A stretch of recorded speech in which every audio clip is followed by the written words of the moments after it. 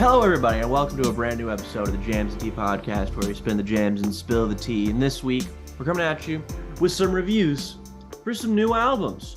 We're going to be talking about, I feel like this year in particular has felt like a real full circle moment for us, because we are covering nearly every single artist we covered at the very beginning of this show. Fun stuff. When you host a podcast for 3 years, this inevitably becomes a flat circle. Album cycles be like. We're covering the new album from Nasty Nas. We're going to be talking about the third entry in the King's Disease trilogy, King's Disease 3. We covered King's Disease 1 back in the day. Nice to end things supposedly where the end of the trilogy, or at least the trilogy as it stands right now, is. And we're going to be talking about the new album from Weyes Blood. We're going to be talking about Hearts, and in the Darkness, Hearts Aglow, her incredibly anticipated follow-up to Titanic Rising. Mm-hmm. However, for now, let's, as we typically do, talk about what we have been listening to in the last 7 days. Jake, what have you been listening to? I feel like after the last episode and that Jen was on, and now this one, they are in real time discovering just how deeply toxic our connection to the Smashing Pumpkins is. Because Billy Corgan and co. decided to drop the first act of Adam, the triple album, final member in its respective trilogy for fucking Melancholy and the two Machina albums, the first act of Adam, before which they released actually a single. And all right, this podcast has a long history with this band, and I feel the need to preface this.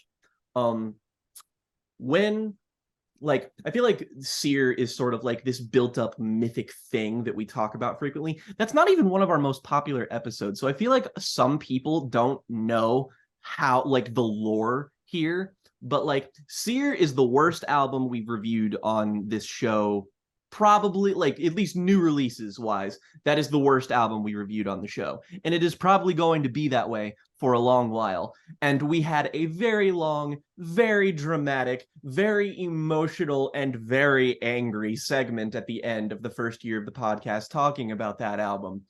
And I feel like a lot of people who might be more familiar with that would just be like, well, you know, it's new Smashing Pumpkins, of course you're going to hate it. And let it be said, I don't hate albums like Oceania, or even that other album that's like 27 minutes long, Monuments to an Elegy. I don't hate that album either. I think they're fine.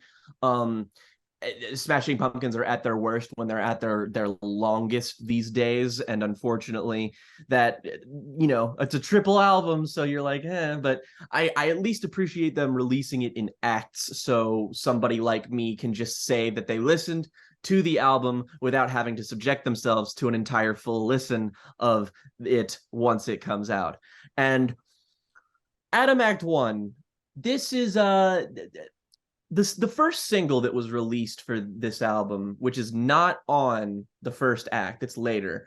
That single was fine.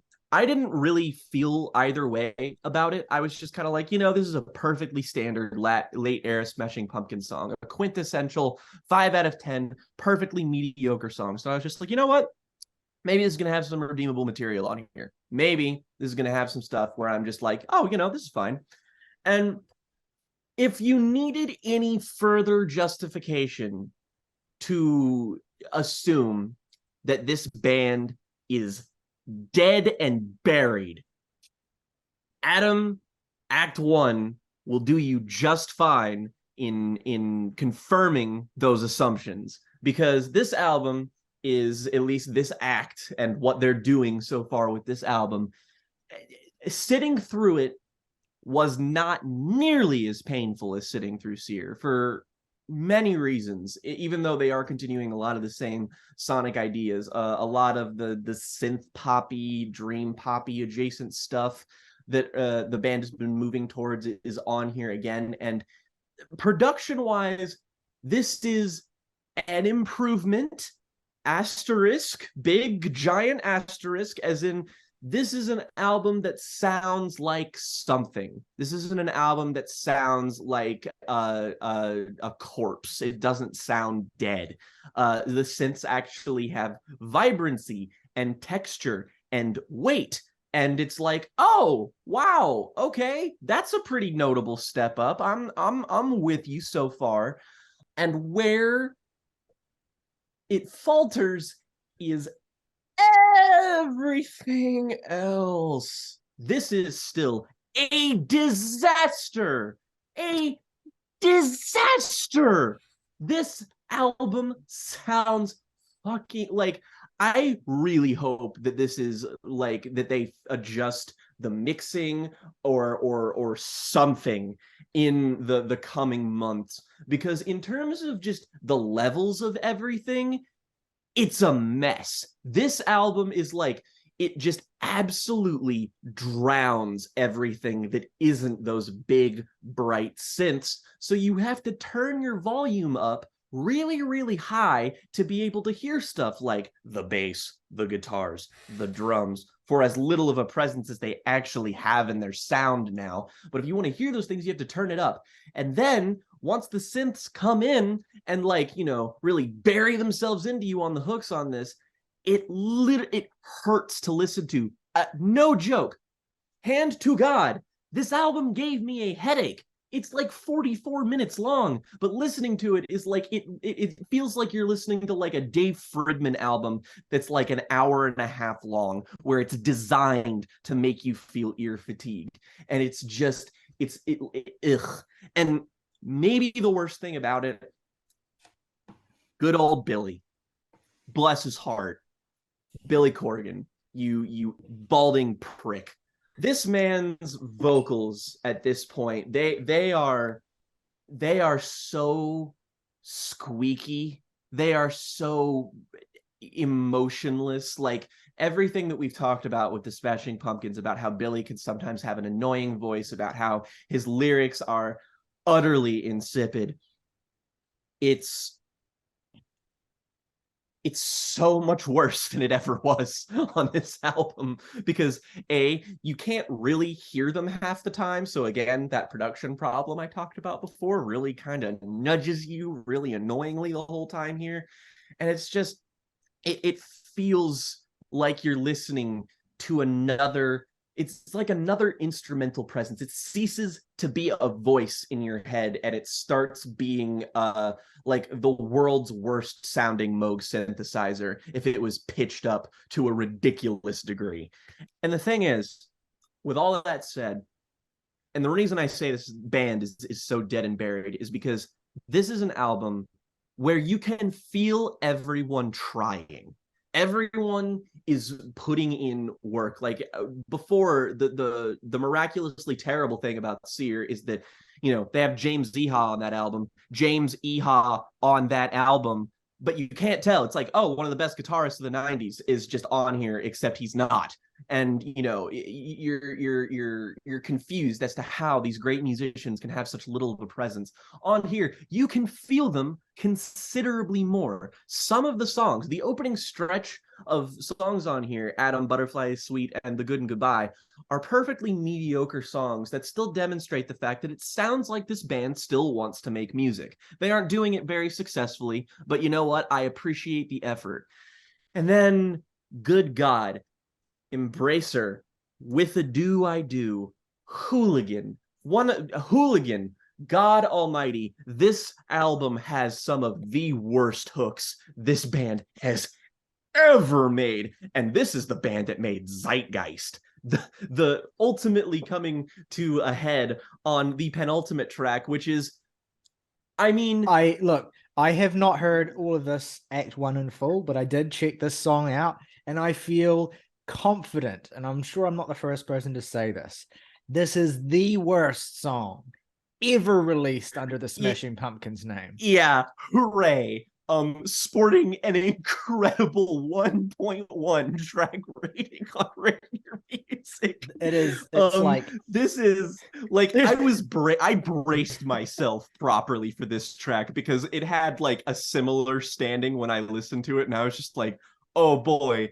And then you sit there and listen to it, and you're just kind of like the whole time I was like, like it's so bad that people are debating in the comment box whether it's like a piece of outsider art or not. Like it feels intentionally bad, even for this band. Like there are songs that I certainly would say that I dislike from this band a lot more, but there's nothing that's so just woefully stratospherically misguided. I was like, I thought that Hooligan was going to be like the bottom of the barrel for this. I was like, this is fucking awful.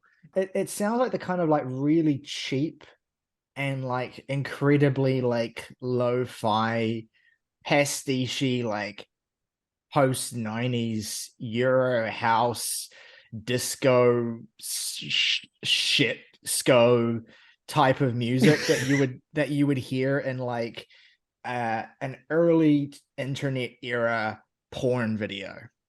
Like it has an honest to God disco backing beat with these weird bubbly synths. I can't stress this enough, it sounds like a joke, but it is a full near 4-minute long song, and Billy's vocal performance on here is one of his most helium being let out of a balloon. It's like it's the kind of thing that you would expect, like, you know, it really took me back to like the mid 2000s when I was like growing up, and like all of the music that I acquired was acquired via LimeWire, and you were taking a big risk every time you downloaded something that you were actually going to get what it said it was. And this sounds like the kind of like, you know, joke shit that someone would upload to LimeWire or any file sharing service, really. I was gonna say the thing it reminded me of when I was listening to it, I was just like, this sounds like if the Numa Numa song was Nightcore. Like, like, hand to God, there is no better description for this than that. It's extremely like early YouTube era.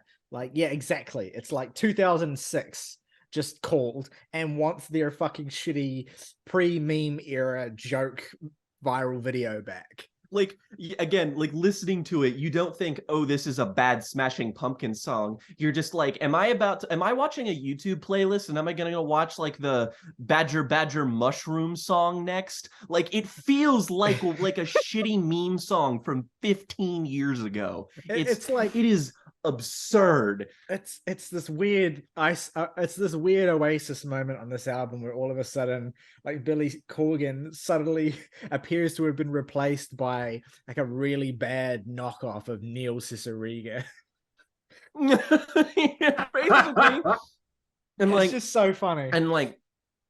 And you know, it's sad because like the other worst song on this album actually is probably the ballad Where Rain Must Fall, which is this is a song that's just like, it's so mind-meltingly repetitive with its hook that's fucking terrible, and it's so blown out, like it's trying to be a synth pop November Rain, and it just sounds like anus, and it's like really not that much better than the shitty meme song. And like, we talked about this when we talked about Sear, in that like we saw this coming on the horizon, is that this album has been being talked about and has been confirmed as far back as that album, and we reject the notion of reviewing it altogether because we had a moment very much like the moment we had with Jen and I in August, where we talk about Hideaki Anno in our Evangelion episode. We have a moment where we just say, like, we just need to put this to the side and we just need to accept that this is dead and that the things that we love can die. And on the note, to steer back to what we've been listening to and to steer back to good things, is that since we were covering Nas this week, I took it upon myself to be like, one of my biggest blind spots is just sort of the world of classic hip hop. There are tons of classic records that I just haven't listened to. And I was like, I should definitely fix that. So I'm still in pursuit of many different ones. I have a list that I'm working through, but I did manage to listen to some stuff that I've never heard of before. One of which being Mobb Deep's album, The Infamous, one of the like highest regarded hip hop albums of all time. And looking at it, it immediately reminded me, before I even listened to it, is it's just like the reason I have for not in like going back and listening to classics like this is because classic hip hop, even at its best, is a prime victim of 90s CD bloat. Like, you see an album like that and it's just like, oh, this is 19 tracks, this is like an hour and 10 minutes, and it's just like, this is why. It's because like it's just hip hop, 2010 onward is simply easier to consume for many reasons. But I looked at that and I was like, this is gonna get exhausting, and I'm just gonna be like, yeah, it's good, but it's too long. And like, is it too long? Maybe. Do I really care? Not particularly, because goddamn, these boys were spitting. Admittedly, I don't know a goddamn thing about Mobb Deep. Like literally nothing. Like, it's not even like something like Wu-Tang, where I at least know a decent amount about each of the individual members and have like listened to several records that they've made. It's just like, in terms of like Mobb Deep's further discography, like I also downloaded Hell on Earth just because that album has a decent amount of love behind it too. But like, past the turn of the century, it really just looks like this band it really doesn't look like they've managed to hold on to their fan base quite as successfully as maybe some other acts did.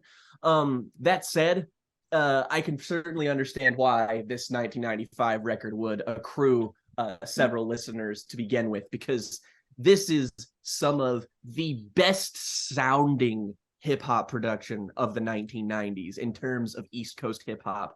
It is like, the drums on here just absolutely bang. These beats are big, they are vicious, the flows are cold. That, and honest to God, like, they have aged far better than a lot of other 90s hip hop that sometimes prevents me from truly fully loving older records like this, is that sometimes the flows are just so far in the past that like my more modernly attuned senses just kind of pass it by. Here, on the other hand, no problem whatsoever. Every single person on this album is delivering great bars, great verses. There's not a moment this album really kind of drops the ball, and there's really only two like skits on it, and I don't mind either of them. They really kind of suit the atmosphere of the record, which is like just insanely dark.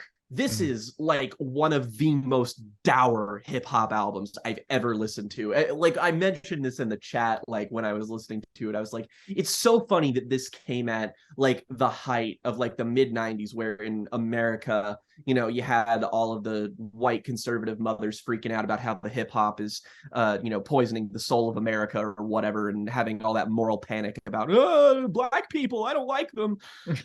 But like, I mean, like, let's call it what it is. But like, the thing is that if you listen to them talk about this, it's like, a lot of the criticism that rap had is like, oh, it glorifies violence.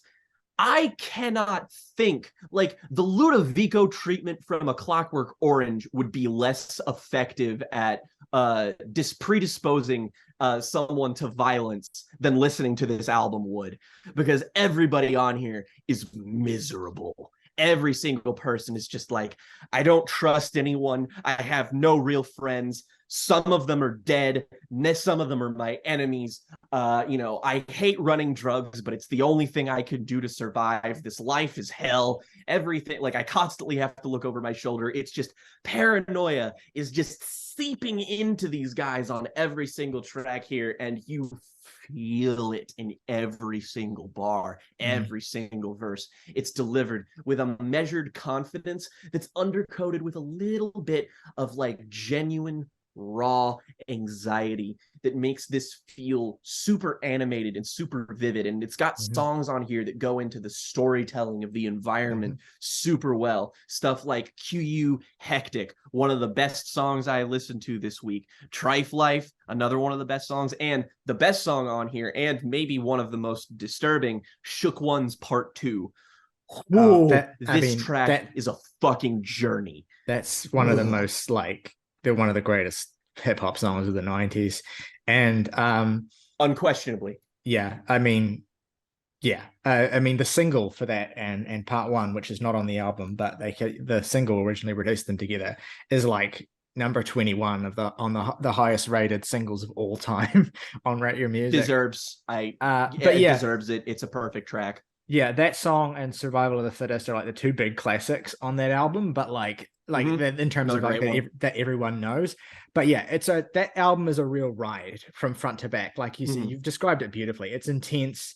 It is like the energy and the electricity between Prodigy and Havoc as well, like one of the great duos of like in all of hip hop history as well, not just for how talented each of them are in their own right, but how well they collide with each other. Like Havoc is, typically more the producer, but he does rap on the record as well, and he's very, very good. But Prodigy is like, he's the main man, right? And his loss, like, because he passed away in 2017, and that was what that event was what initially led me to discover this album and discover Mobb Deep as a duo. And like, it's just one of those fixture moments.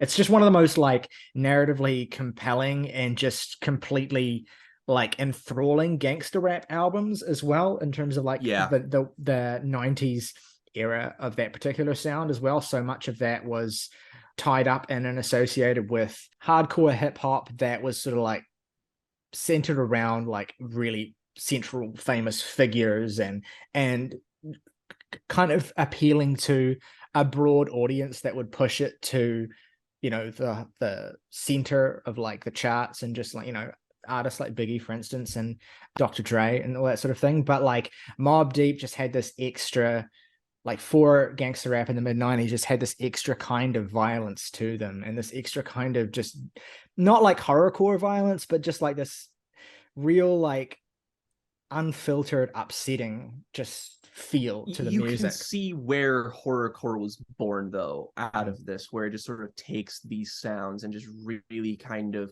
maximizes them, sort of pushes them aesthetically. That's something I want to get to eventually as well. Stuff like 3 6 Mafia I've never actually listened to before, so that's again very much on the list of to get to. But in terms of East Coast hip hop classics and stuff that I wanted to inform my discussion this week is that we, all of us actually listened to the most recent crop of Nas albums to sort of get a grander picture of this Nas and Hit Boy era. But I took it upon myself to go back and listen to some blind spots in his discography, and to just go back and listen to like his first couple albums, just because I had listened to Illmatic some years ago, and then like a year after that listened to It Was Written. It's just like I'd never properly appreciated the sort of arc of Nas before.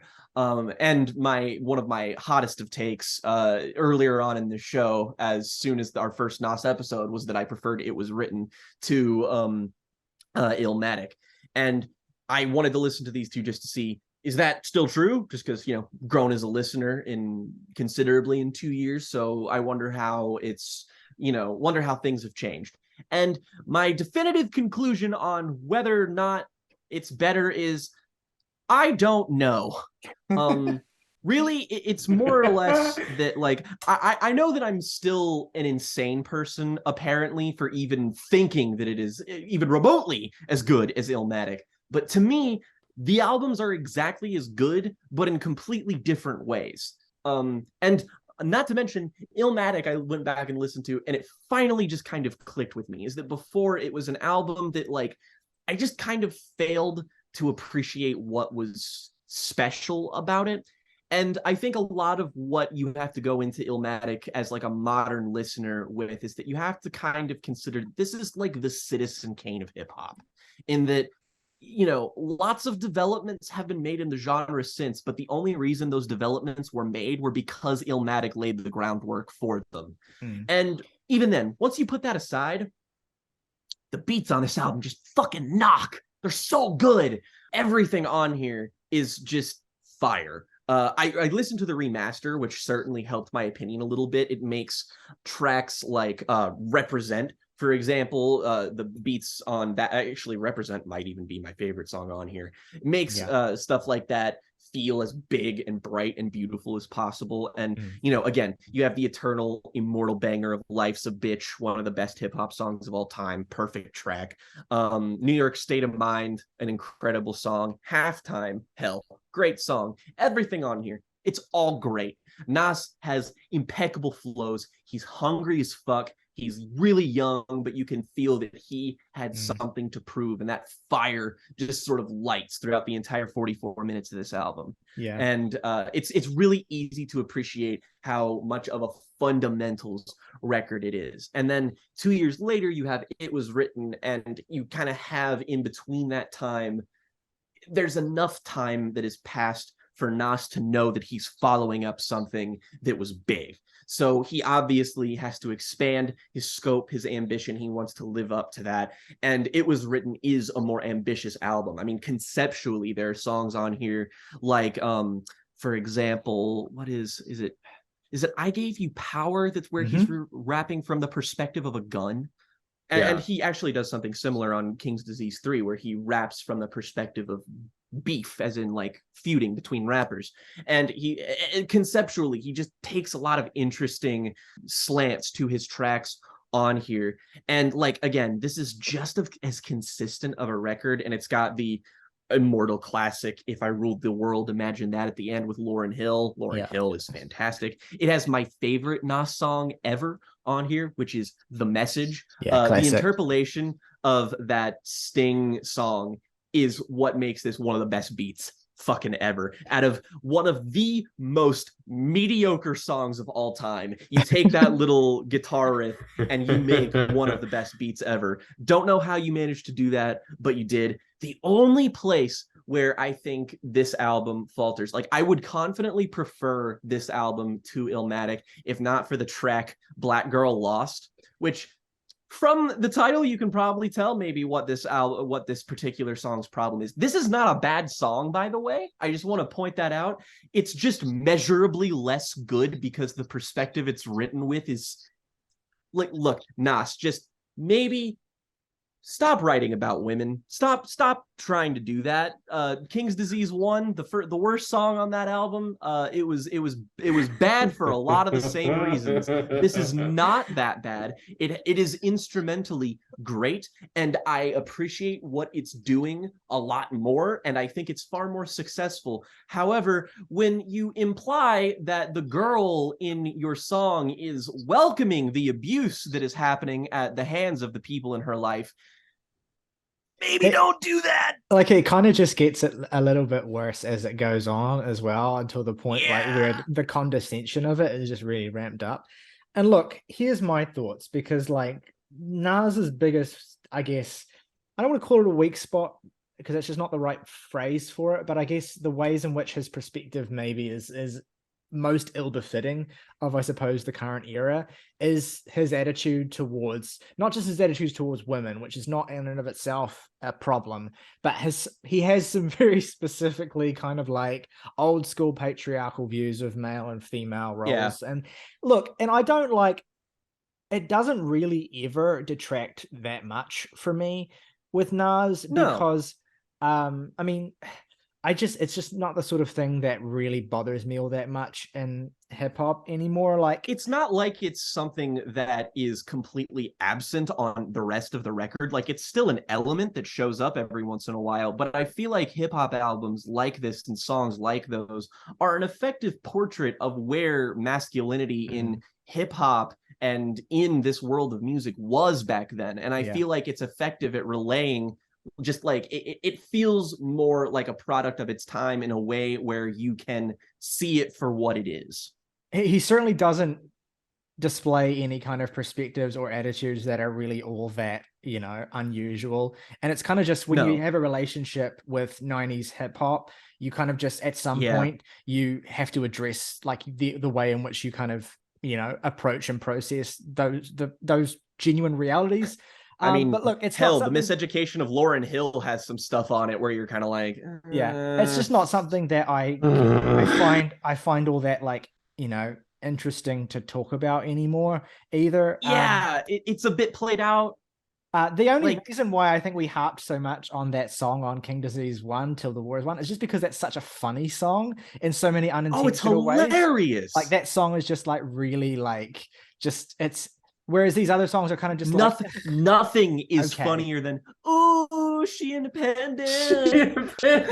Yeah, and a lot of that is comes down to Lil Durk as well, whose feature on that song is like such a big part of what that song is. But look, anyway, just to take a couple of steps back and bring my own perspective to the Illmatic versus It Was Written debacle, because you're very like, you know, you very clearly set up this or this implication, you know, that I, you know, perceive a vast gulf between these two records. And not just you, fucking everybody, from what it seems like. And look, while I definitely like, well, I think Illmatic is the greatest hip hop album of all time. Like, I'm not like, I don't say that opinion that much because it's not like a very interesting opinion or a very novel one. It's just one of those records that's generally agreed to be, you know, one of the top 3 contenders for that title. And I mean, it just is that album to me. For all the reasons that you said, it was great. I mean, it's not just that it's great fundamentals, because it's more than that. It's that Nas takes the fundamentals of what had been established as the greatest strengths and tenets and attributes of hip hop at that point in the early 90s, and all of them are just better than they have ever been. Like the beats and consistency of the production sound, it sounds better than just about any record that had been made up to that point within this particular subgenre of hip hop. It also, like, the technicality of his performances, the intensity of his wordplay, and the sophistication of the way that he constructs his verses is just peerless up until that point in history. So it's not just that it's like, you know, everything fundamental is sound or anything like that, or great, but it's that he actually takes what was fundamentally exceptional at that point in time and pushes it further than it ever had been pushed, and does all of that, you know, at the age of 20 or 21. And he does all of it basically single-handedly. There's only one feature on that album, and it's AZ's feature on Life's a Bitch, which is not even, you know, which is a very significant feature, but it's like, in terms of the wordplay, you know, the lyricism of that album, it's all Nas, really. It's just him. He is the driving force of it, and he's just such a powerhouse.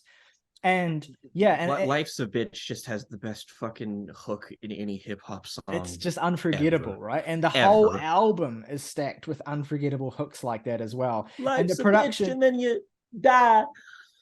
And the album's, like, the way in which the producers of this, I mean, some of the greatest production names in the early 90s are here. I mean, I think it's no great surprise that, in my opinion, the 3 best beats on the album, which are New York State of Mind, Memory Lane, and Represent, are all produced by DJ Premier, of course, of Gangstar fame. Another seminal rap group that we need to talk about at some point on this show. Though my favorite song all around, and my favorite Nas song, is the closing track, It Ain't Hard to Tell, which to me is just like, just everything that I said about why this album is what it is like at its most just utterly breathtaking on this song for me. The way in which the vocal samples are so dreamily overlaid and just reverbed. The ways in which that sax sample just continually kind of keeps you pulled in and locked into the song. The gorgeously subtle synth pads that are just simmering underneath all of that. And then Nas himself just absolutely displaying a clinic. And that is what Illmatic is. And it was written, it's one of those records that's like incredibly, like, obviously, almost self-consciously a record that is made like to follow up a classic. And Illmatic was canonized so quickly, and Nas has worked and lived forever like completely under the shadow of that album, so that he was incredibly self-conscious while making this record, and he wanted to, not just repeat himself, but kind of try and expand himself. And that's, I think, the great strength of It Was Written, is that he is able to expand what he's good at. He's able to push himself in certain ways, and not all of it works perfectly, although even some of the things that don't work perfectly are kind of endearing. I think in particular of the street dreams are made of this interpolation / hook. I can't even do an impression of it. It's just like, he can't sing, but he like Nope. it's endearing. But yeah, there are other songs on this record like I Gave You Power, Take It in Blood, Affirmative Action as well, which of course sees him line up with his his rap group, The Firm, as well. Some of the greatest rappers of their era in that group as well, even if the group themselves never had as much success as their individual members. I think that the record ends really, really strongly as well, with shootouts, live fellow rap, and of course that incredible closing track with Lauryn Hill. Like, Nas has always been great at ending albums with a bang like that. So yeah, I revisited It Was Written this week as well, and it's a really fun album. It's a really exciting album in terms of seeing Nas push himself, and there is a really fascinating arc to Nas's career, to his many ups and downs and his many comebacks. And I think that it's pushed him to a place where he's in a really interesting position now. And he actively reflects on this on the new record, and we'll get to that eventually. But yeah, it's just, he's such a fascinating figure, especially as someone who, like, in the wider landscape of rap, while never being like a pop superstar like some of the other big 90s solo artists like Dr. Dre and Biggie and Tupac and all that sort of thing, while never having the commercial success for those, he always managed to be like this really compelling, beloved, and sort of attractive singular figure, in a landscape so dominated by groups and duos and all that sort of thing. And and he still remains fascinating. And the success of his more recent music as well is like a really interesting wrinkle in that story. But yeah, just Nas. And that's a lot can be said about him. I feel like there's a lot of people in like the modern music scene, a lot of modern music listeners who might write him off as just the Illmatic, maybe if people give him more credit, It Was Written guy. But like, if you look at his career, yeah, he's got some real bombs, but I would say that there's never like an era of his career or a really long stretch where he doesn't have something that's great.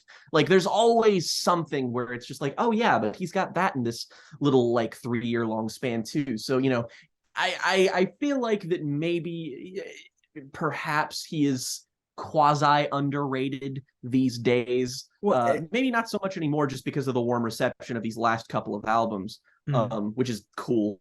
But it is nice to see somebody have this kind of longevity, and we'll pick back up on those albums when we talk about them properly. I will cap off my week with the indisputable highlight, and one of the highlights of my year, in fact, so far. And that being an album that really just wasn't on my radar at all. I think I had seen like 1 or 2 people maybe talk about this record, just because like it did see like a little bit of acclaim last year. But it still never really, like, I think, like, broke through properly, at least with people that I know. I know the one person who was a really big advocate of this was Spectrum Pulse. He gave this an incredibly glowing review. It was one of his favorite albums of the year. And this album is McKinley Dixon's For My Mama and Anyone Who Looked Like Her. And this is like the first major, I think it is the first major label project for McKinley Dixon. He's got 2 albums previously that are available, but I'm pretty sure they're independently produced. And I haven't heard either of them, but they have like significantly less ratings on stuff like Rate Your Music. Like For My Mama has like 2,000 and they have like less than 50. But I went on his Bandcamp and bought both of them just because I wanted to give him money after I listened to this, because as I've been building up to the fact that this is not only the best thing I've heard this week, this is the best hip hop album of 2021. I have not been able to stop listening to this. Like every spare moment I've had, I've been listening to this, and I've become moderately obsessed with it. It's a very tight album, 11 tracks, 47 minutes. So it's not, and it's also got like this very intimately warm sort of like drawn cover that makes you, it's again very conscious jazz rap kind of good vibes radiating from this. So it doesn't have like the presentation of something that has the weight that an album like this does. But my God, this thing is incredible. Even from like the beginning, like Chain So Heavy is a great intro, but as soon as Never Will Know starts, I knew that this was going to be something special. This whole thing is so big. I could never possibly do it justice. The amount of depth that's in the writing here. There's so much happening that's on McKinley Dixon's mind that you have to see for yourself. You have to listen to it multiple times to get everything out of this experience. And even then, I'm nowhere near done. This is certainly for fans of jazz rap, for conscious hip hop, I think the biggest point of comparison, as mentioned by Spectrum Pulse, is certainly Kendrick Lamar. This is very, in the vein of stuff like To Pimp a Butterfly, but it's different than that album. Very different, because that's a very ambitious album coming from somebody who had to sort of build up their position in the world of hip hop, and sort of like everything surrounding that album contextually is very important to its identity and who Kendrick is and where he's coming from there. Whereas McKinley Dixon on here is very much coming from a very human perspective. He's coming from, like, again, that's sort of the thing with Kendrick, is that he's coming from a perspective where he's reckoning with the fact that he has a God complex. Whereas McKinley Dixon is coming from, the perspective of a guy who's trying to look out for his community, for his neighborhood. He's not trying to be godly. He's not trying to be anything more than a man necessarily, but he's trying to sort of live up to the expectations of Black men in the modern world, and trying to live with and shoulder all of the things that someone like him has to shoulder, but to also be a good, exemplary person, but to also reckon with artistry, to reckon with his creative drives and pursuits. And that's a big focus of the record that I really found refreshing. There's some songs on here that are like about the creative process and sort of what you undergo as someone who creates things, like the incredible song Make a Poet Black, which terrific music video for that one as well. That's a song that just sort of really reckons with sort of self-doubt and the kind of feedback loop mindset that you get in when you are a creative, and the sort of voices in your head that are telling you all of these things and telling you how insignificant you are and how nothing you ever do is going to matter. And again, it's a lot of dark subject matter, but there is never anything on here that feels like it's too dark. There's lots of really poignant moments that are really going to leap out at you if you listen to them, but it's never a moment where there's something that you feel like you're being sort of oppressed by. And that's the thing about this album, is that it's so consistently fun. This is going to demean this album in a way, but like, this is the album that Chance the Rapper has tried to make for like a decade now, and has consistently failed to live up to. And I say that as somebody who enjoys Chance's earlier stuff, but like the sort of blending of sort of hip hop and kind of gospel and sort of like just how big and like, you know, how like pop rappy it is and everything, but reckoning with something that is so much more human and so much more intimate that I feel like not a lot of people have tapped into, but in a way that's super fun. There are songs on here like Brown Shoulders that's like the best Anderson .Paak song this side of Oxnard. And the final 3-track run of Grown Man Voice, Mama's Home, and Twist My Hair is some of the most emotional shit I've heard on any record, genre regardless. It's some amazing stuff, great features throughout the entire record, but no one is more front and center than Dixon himself, who is consistently varying it up with incredibly dense flows, great wordplay, insanely sticky, really fun hooks that just really bury themselves into you. It's everything you could possibly want, or at least everything I could possibly want out of a hip hop album. It has fucking everything, and it's in such a tight, focused little package. It's hard to imagine something like this, I think, being topped for me in terms of 2020's hip hop. For me, this is my pick right now. I cannot wait to listen to this. Ever since, you know, the glowing endorsement that you gave it, and just I had also noticed April talking about it a lot recently as well. And it's one of those albums where it's like, yeah, I've been aware of it, like so many of the albums exactly that we talk about on here, been aware of it ever since it came out, but just never really had the push to actually listen to it. And now I do. So I'm very excited. Everybody, take that push. Dixon, it's like this is his first real bona fide album, and I want more from this dude. He's got a lot to say. He's saying it well, and I like. If you haven't heard this yet, I cannot imagine you thinking this is anything less than good if you are a modern hip hop enjoyer. So you owe it to yourself to listen to this. It's $10 on Bandcamp as well. I mean, check it out. Go on. I bought the vinyl for $15 fucking dollars. Wow. That's actually insane. It's very it's very like affirming to hear that it was released on vinyl as well.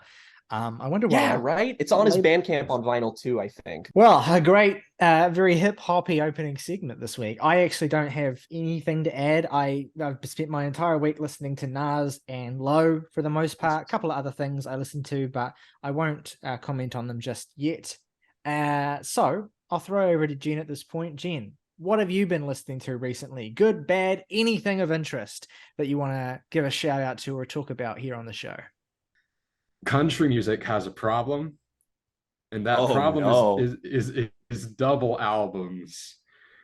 This is a saga that starts back in January of 2021 with the release of Morgan Wallen's Dangerous. Yeah, I remember. One of the biggest albums ever, like legit, one of the most successful albums released in ages. And I honestly don't know fucking white people be like been. Jesus. I honestly don't know what its chart success would have been like if he hadn't been caught by TMZ saying the N-word 4 weeks after it dropped. Well, I'll say this, all right, because Morgan Wallen has become so consumed by that, is that I remember the hype around him before that happened. And I remember the hype around this album as well. I never listened to it, but I remember thinking, that he was he seemed like a guy that was really promising and had a lot of talent. So, I do think that the audience was already there before his, infamous cancellation, but that has cast such a pall over him and also, changed the dynamic and the narrative around his music so dramatically, and, invited such it's really kind of brought to the forefront, maybe not as much as it should have, but to some extent it has brought to the forefront some of the real ugly realities behind, like, Americana music in the current cultural space. I don't know, but that's something that, Jen, you'd be much more informed and qualified to talk about than me. Well, I mean, I can say the hype was there for Wallen. He had good releases before Dangerous, really successful singles. And Dangerous is a good album. Like, I would say that the hype and the success is deserved. It's a little over long, but it's full of good tracks. The problem, though, is that everybody's chasing that double album hype since its release and done it in a myriad of ways. And I'll talk about two that came out recently, just kind of skipping to the end. Both triple albums, actually. One is the, I think, major label debut of Zach Bryan, American yes. Heartbreak. Yes, I've been meaning to listen to this. I've been meaning to listen to this. Several critics that I really love, including Stephen Hayden, have put a lot of praise behind this. So I'm very, very excited. I've listened to Zach for years. He's an amazing songwriter. And American Heartbreak is, honestly, I could say everything I said about Dangerous, which is that it's a good album, but it's too fucking long. It's 2 hours, and trying to enjoy it and revisit it is entirely mired in just having to sit through that runtime. And it's not cohesive enough of an album. Yeah, it's not cohesive enough of an album to really justify the runtime. Like, there's a lot of different things that it touches on thematically and a lot of avenues that it goes in sonically, but it goes in so many directions and touches on so many things that you wonder why it isn't just 2 albums. It's happened in a couple of ways. Eric Church put out 2 albums back to back a week apart. They were both pretty good, but not as good as his previous couple of records. Jason Aldean put out 2 similarly themed albums a couple of months apart to kind of get around the double album trend, but still kind of do it. But the worst example so far, and I cannot believe how much I disliked this, is the new Tyler Childers album, Can I Take My Hounds to Heaven? Which I've heard things about Tyler Childers forever. Yeah, good guy, good music. This new album, bad. It's a triple album, nearly 2 hours long. The catch is that it is only 8 songs with 3 different mixes. So you hear the same suite of 8 songs 3 times with slightly different instrumentation behind them. You have, and each one is called, there's the Hallelujah version, the Jubilee version, and the Joyful Noise version. The problem is that the differences in the first 2 sets of mixes are so minuscule that it's barely worth listening to pick out the differences. Sometimes it would just be like one layer been added or removed, or some vocal passages will be thrown in, but the instrumentation is pretty much the same.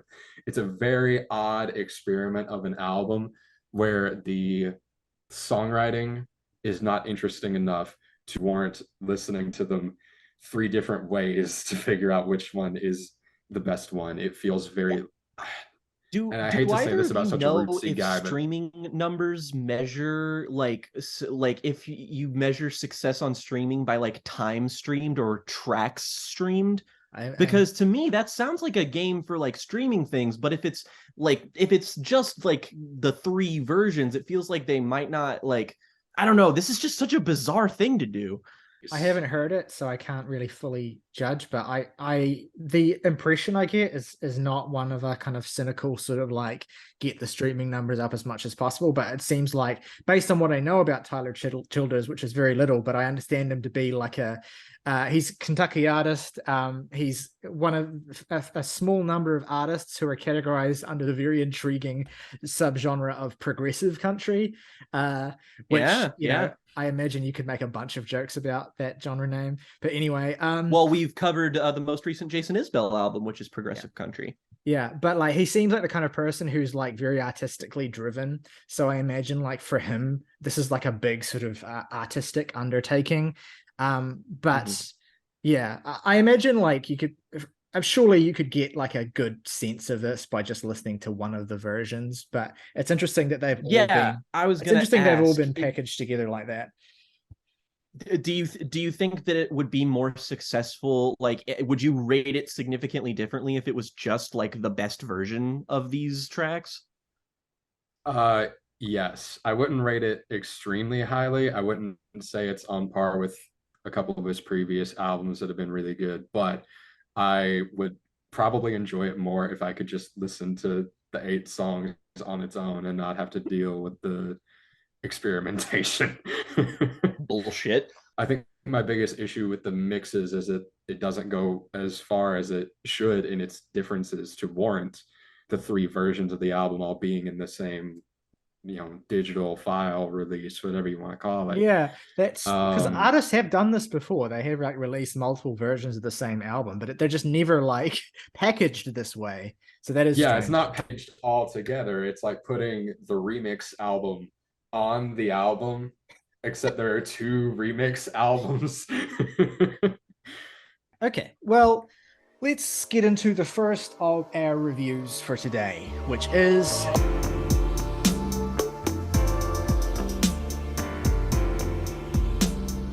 the new album from Weyes Blood, and In the Darkness, Hearts Aglow.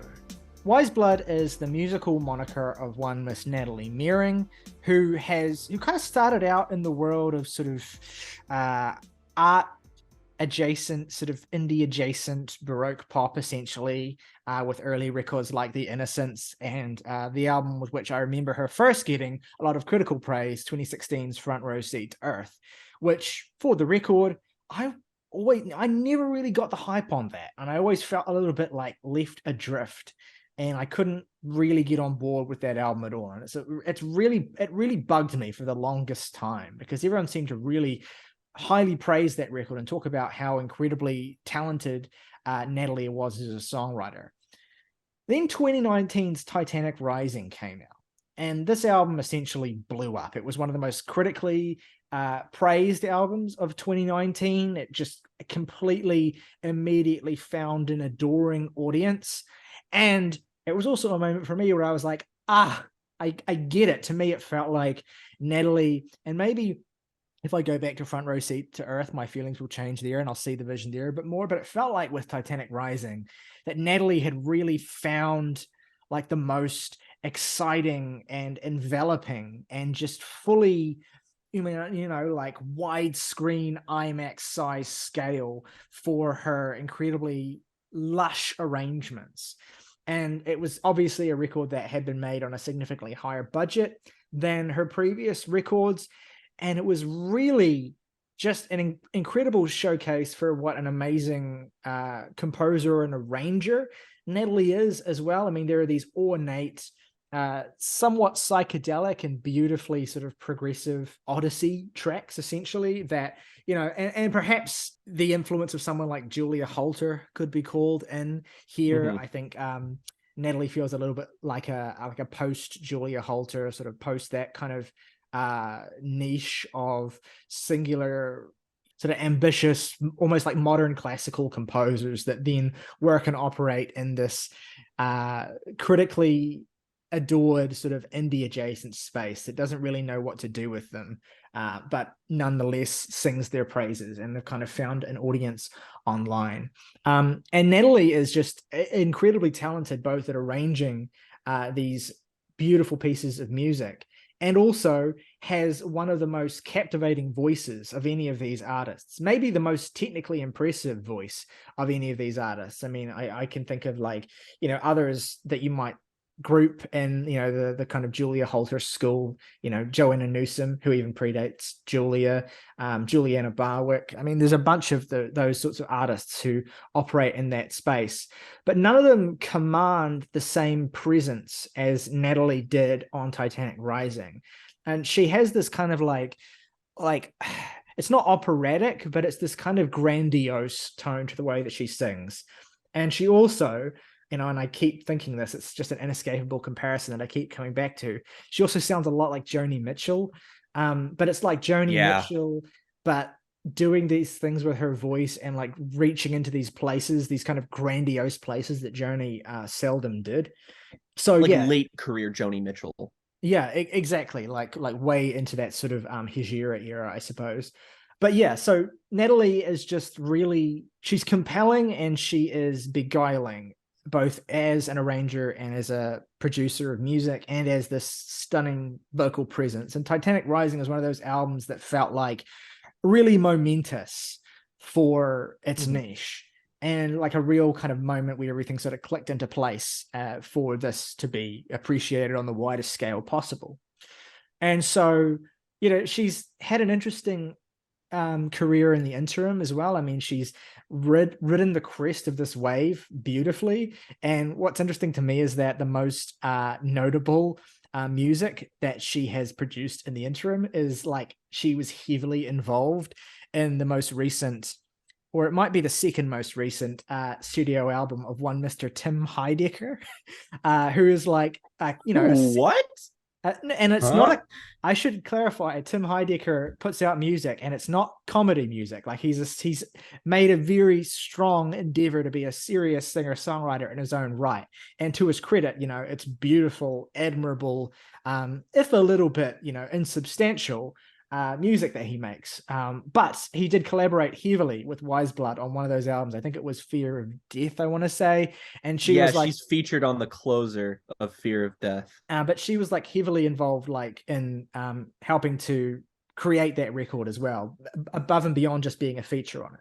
So yeah, so that's the only other thing that I've been aware of her from in the meantime. Wow. But I mean, it certainly hasn't been, we certainly haven't been waiting that long for this follow-up. I mean, Titanic Rising feels like it was one of those definitive 2019 albums where like it still felt as new at the very end of that year as it did when it came out in April. It was just one of those records that felt like it was omnipresent throughout the entire year. I was always like coming back to songs like Andromeda and Movies, just incredible, massive songs. And so it was also, of course, incredibly exciting when Natalie announced the follow-up to this that album, this new record, And in the Darkness, Hearts Aglow, which essentially sees her basically doubling down on the scale and size of her arrangements and of the sound design of that album. But also like, I don't know, it's hard to describe it in a way that clearly differentiates it from that record, but it feels in some ways a little bit more intimate as well. There's less of the, I mean, it's not like there are any real moments I would call explosive on Titanic Rising, but there are moments where that album kind of crests in this massive and grandiose way. And this record doesn't do that as much. It's a little bit more restrained. It's a little bit more focused on the songwriting. It's a little bit more modest in some of the things it attempts to scale musically. But none of those things, I think, detract from the experience of the record at all, or make it in any way an unsatisfying follow-up to Titanic Rising. In fact, I would say the increased intimacy of this album, as well, a greater presence of things like acoustic guitar on the song Grapevine, and this you know, these kind of like almost lo-fi keyboard presets that kind of burble and slowly blossom into something really gorgeous on a song like Twin Flame. You know, and of course, you know, the song on this record that I feel like has been the most praised and the most beloved, God Turned Me Into a Flower, which is like, you know, such an atmospheric and almost ambient piece of music that's so focused around Natalie as a performer, giving it the energy and the vibrancy and the intensity, as opposed to, you know, like grand sweeping instrumentation. Like it is instrumentally very lush, but it's just all very dreamy, I would say. And look, and I every time I've listened to this record, that has grown on me more and more and more. And I'm definitely at the point where, you know, the first time I heard it, I was like, God, I like this a lot, but I don't know if it fully is my thing. And I'm actually really relieved to say that since then, I have fully come around on this album. It does lean into those moments of intimacy that have previously left me a little bit cold with Natalie, but they feel so fully realized and enveloping and inviting here, you know, especially in some of the more sparser moments, like the gorgeous and beautifully written closer, A Given Thing, which is another standout. But yeah, I mean, I've said enough for now. I want to hear what you guys think about this album as well. How familiar were you with Titanic Rising? What was your thoughts on that record versus how this record has come out as its follow-up? This is my first experience with Weyes Blood, actually. So going in completely blind to this album was an interesting experience because I just hit play on this, no idea what to expect. Have never even heard a minute of this person's music. And I have to say, I'm kind of like you, Riley. I've only had the opportunity to listen to this 2 or 3 times, but the more I sit with it, the more it kind of grows on me. And it's the spaciousness of it, I think, is a good way to describe it. It has these really vast instrumentals that feel like a journey, especially on songs like Grapevine, where she's talking about this relationship and driving and being at the place where James Dean died, which is such an odd reference and an odd moment of the song, but it works perfectly and it sounds so like open. When they describe this as chamber pop, I understand why. It feels like it's surrounding you and enveloping you in its sound and her voice, which is so good. The way that she can move from major to minor keys effortlessly and create these moments of dissonance, especially on God Turn Me Into a Flower, is so good and so striking. I really like this. I anticipate that I will only like it more the more time I spend with it. My relationship with Weyes Blood doesn't go as far back as it does with Riley. I've only heard Titanic Rising, but I was kind of late to that party. I think I only heard that album in 2020 or even 2021, much later than everybody else did. But I love that album. I think it's really terrific. Maybe not a decade standout for me like it is for like a lot of people. But again, I just really love the way that album sounds. And hell, the opener, A Lot's Gonna Change, that would totally make my decade end list for like best songs. I love that track. And Movies as well is a terrific song. And it feels like that is an album that sort of signifies a true artistic arrival for somebody. So I was anticipating this pretty hotly because, I just wanted to know how good would it be? Would she change her sound that much? And not really. Like, I think she changes a lot of the structural choices of her sound. She, like, there's a lot of, like Riley mentioned, more stately and ambient moments, like on God Turn Me Into a Flower, which is what makes this album feel so special in moments, is that it really takes you back and just sort of lets you kind of wallow in that kind of dreamy ambience, which Titanic Rising did in spurts, but it felt like that had more really sharply defined songs with slightly more traditional structures that uses a lot of the same aesthetic trappings that this does. Whereas this, on the other hand, feels like it leans into being a deeper, more watery, willowing experience that you can really feel lost in. And honestly, I like this about as much as Titanic Rising, which is to say I more or less love it. It's just two different kinds of experiences and two different ways in which this sound is being applied. And I do think that a lot of what I get along with on this album, and the last album, to be fair, is the songwriting. I think is actually pretty spectacular. And on here, it feels like Weyes Blood is sort of reaching out for something that feels a bit more like exploring a sense of isolation but simultaneous connectivity to not even just like the people who she surrounded herself with, but like people in like a broader sense. Yeah. Like, it's not just me, it's everybody, I think is a really good sort of window into the thematic core of the record, where she finds that like comfort in the fact that her pain isn't exactly singular. And I really like that approach with the album. It sort of goes on from there in exploring the sort of connectivity of people with stuff like Children of the Empire. It feels like a very song for the moment kind of thing, but not in a like a tacky way, in a very contemporary, very sophisticated, very well-written kind of way. Whereas Titanic Rising was really more focused on her as an individual and the sort of things that she was preoccupied with at the time. And I think that might deal with this being like, I don't know if this is written specifically about like, post-quarantine COVID kind of thing, but you can feel a kind of sense of connectivity and isolation. Like, I'm pretty sure there's a lyric on Children of the Empire, one of the early songs, where she says something along the lines of the last years made us all feel so alone. There's a line on that song where she says, the dawning of a brand new man, so much blood on her hands, which to me feels like a deliberate evocation of like how post quarantine essentially there was like, you know, we're living in an era essentially that's defined by, you know, with that changed everything essentially. And, you know, obviously so much blood in our hands referring to, you know, the colossal loss that defined that era as well. And so so much of the album, I completely agree with your broad assessment of the themes here. So much of it feels like essentially Natalie attempting to reconcile and deal with this kind of personal crisis of, you know, sort of existential isolation that she's dealing with by ultimately attempting to, you know, rediscover her place in humanity essentially. And it's a very affirming album in that sense, in the sense that it kind of is this beautiful sort of testament to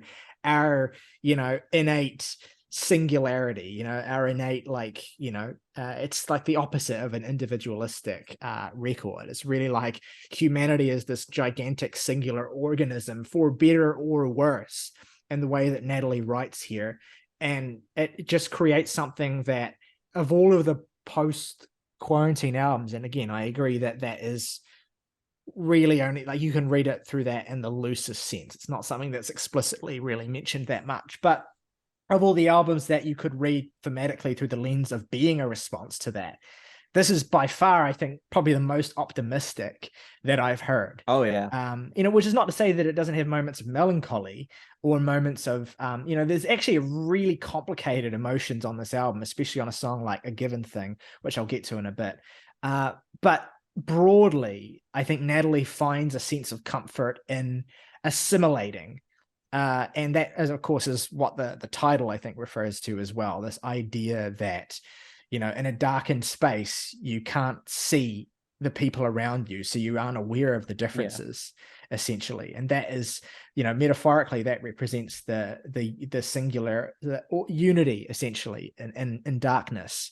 You know, both the metaphorical darkness of something of horrible times, but literal darkness as well, where in amongst that, the differences between people essentially are no longer visible, and you're all just kind of unified by this, you know, complete submersion, essentially. I complete agree, and I think that this is reinforced. I think that's reinforced with songs like "The Worst Is Done," one of the later tracks on here, which very much puts the pain and sort of just collective suffering and trauma of the world as a sort of thing in the rear view to kind of softly reassure you. And I think the sound of the album really complements that a lot. The more spacious vibes and occasional more Baroque instrumentation than there was on Titanic Rising. Like, there are lots of moments where I was reminded of Julia Holter's Have You in My Wilderness. A lot of, you know, elements like a fucking, you don't see every bitch using a fucking harpsichord on their album, but nonetheless. And again, God Turned Me Into a Flower is terrific. I really love that song, but my favorite song on here is actually Hearts Aglow.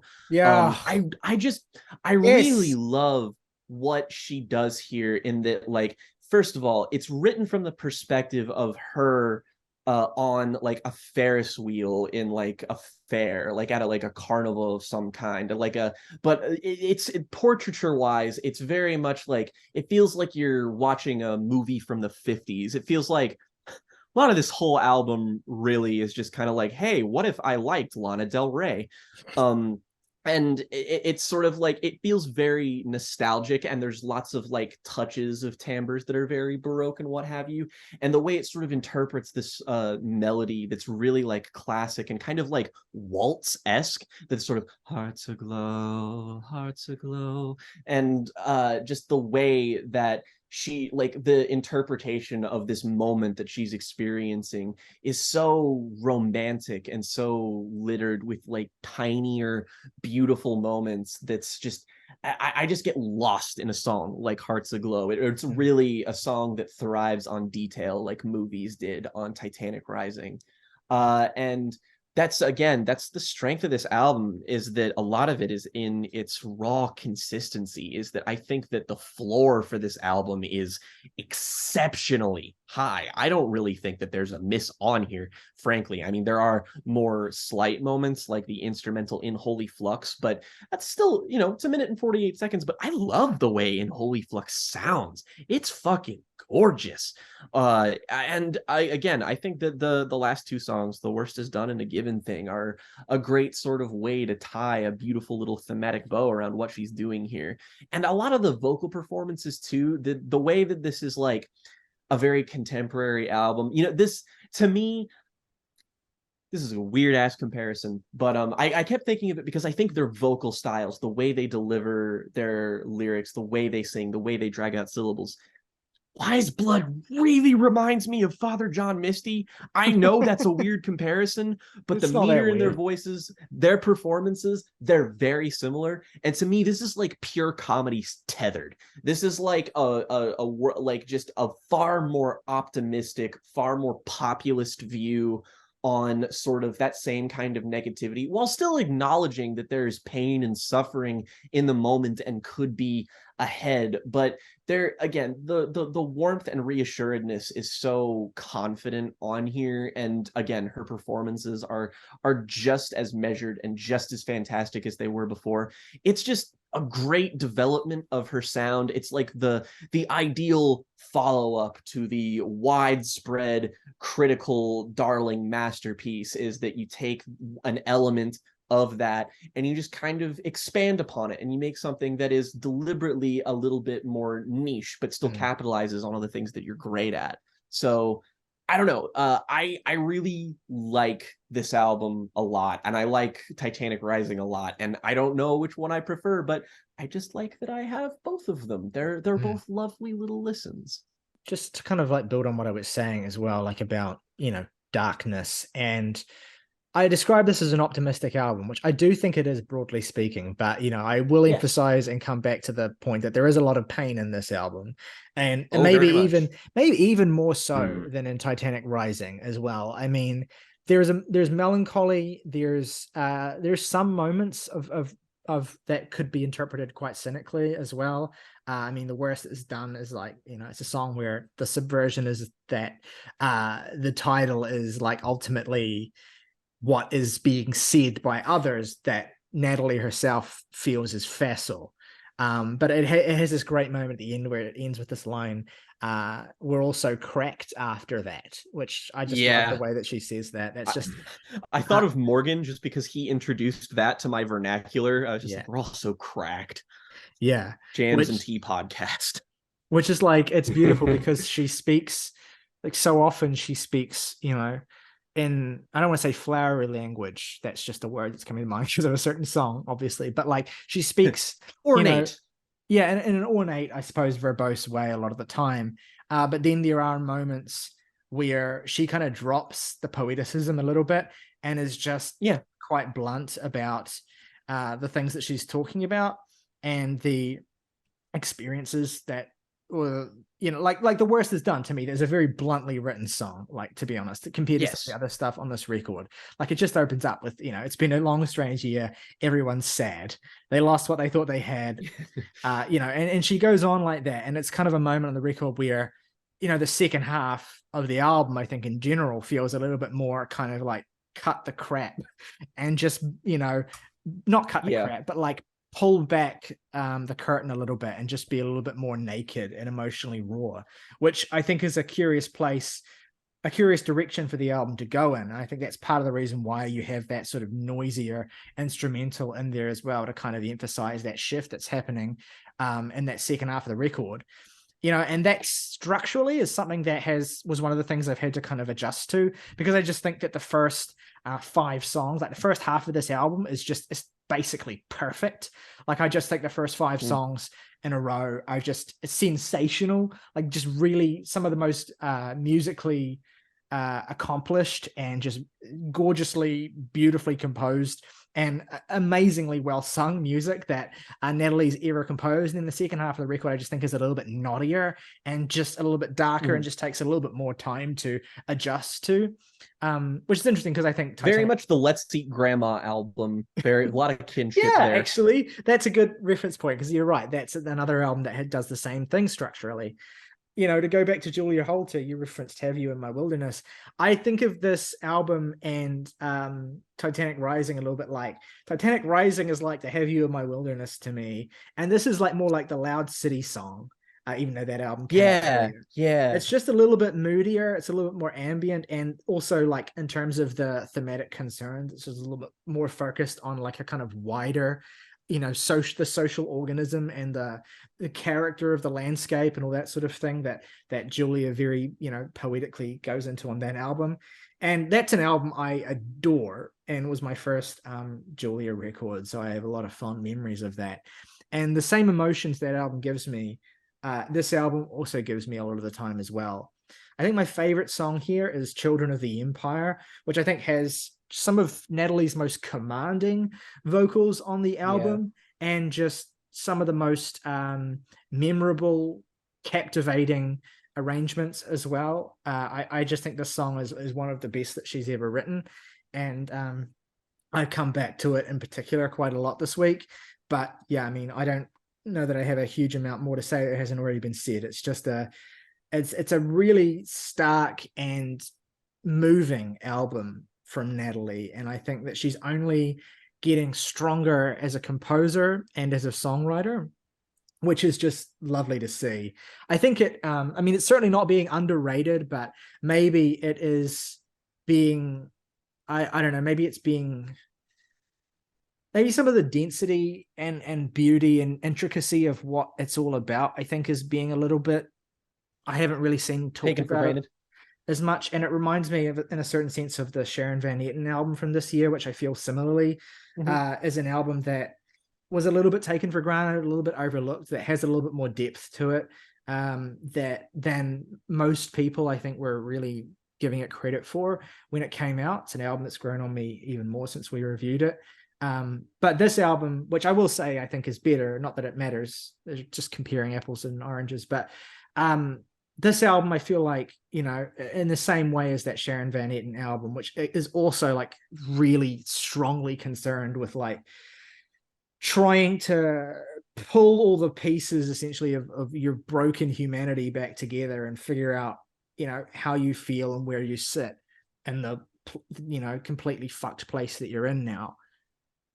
It's a tough thing to do and feel like you're saying something novel or particularly potent because of just how saturated the subject matter is. But Natalie is a songwriter great enough to pull that pathos out and really make you feel it, which is why I continually come back to A Given Thing, which is maybe my favorite lyrically on the album.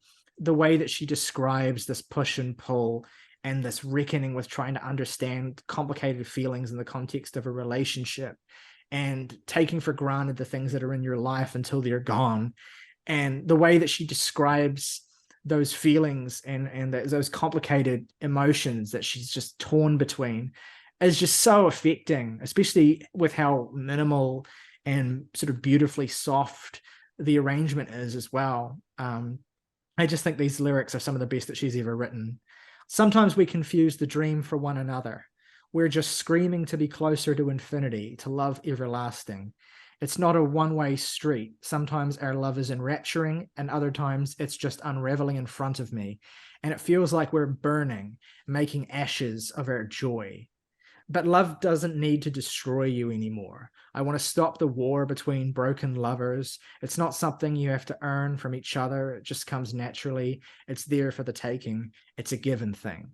Our love everlasting. That is some of my favorite lyrics of the year.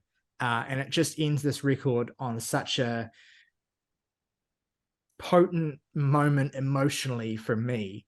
That means that whenever I finish listening to this album, I have that rock in the pit of my stomach that all the best albums leave you with, emotionally intense best albums anyway, leave you with at that end. And Yeah. Anything you want to add, Jen?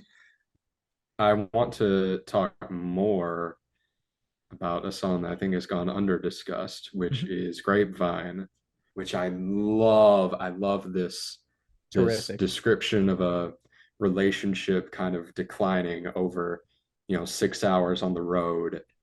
He has the power to take his love away. 6 hours on the grapevine, and I feel kidnapped this time. It's so stunning in how it portrays that kind of. Oh, yes, I wanted to yeah. say it. I've held on to that all day. You and me. You and me. Yeah, I've held on to that comparison with this song all day. This feels straight out of Ethel Cain's playbook, and I love it. Especially the James Dean imagery in particular is what gave me that Ethel Cain moment where I was like, this feels straight out of Preacher's Daughter. We're talking about being where James Dean died and feeling sad. Me too. Absolutely the highlight of the record for me. Probably one of my favorite tracks of the year. Will absolutely be listening to it a ton going forward. I'm just thinking about like some of the parallels now that you brought up that comparison between Grapevine and like Thoroughfare off of Preacher's Daughter. Yeah, that's the song I was thinking of. And like I might go and kill myself after this, just saying.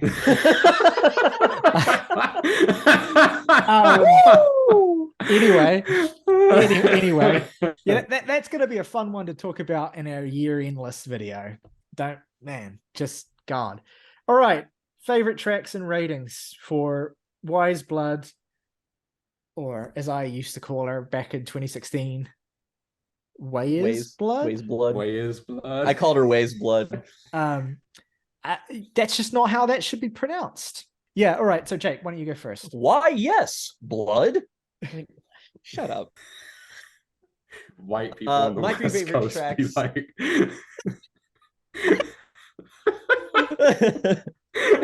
My 3 favorite tracks are going to be Hearts Aglow, God Turn Me Into a Flower, and probably Grapevine. Least favorite track, I do not have one. They are all so consistent. I love that I've been able to say that this much this year. Keep up that trend, artist. I like not having least favorite tracks. And I'm going to give the album an 8 with room to grow. Terrific stuff. All right. My 3 favorite tracks are definitely Children of the Empire, Hearts Aglow, and God Turn Me Into a Flower, with a special shout out for A Given Thing. Least favorite. I mean, probably the worst is done if I had to pick one, but even then, that's a gorgeous song, a fantastic track. This is getting an 8 from me as well. With again, very much there's a distinct possibility that could arise within the next month or so. So yeah. My 3 favorite tracks are It's Not Just Me, It's Everybody, Grapevine, and God Turn Me Into a Flower.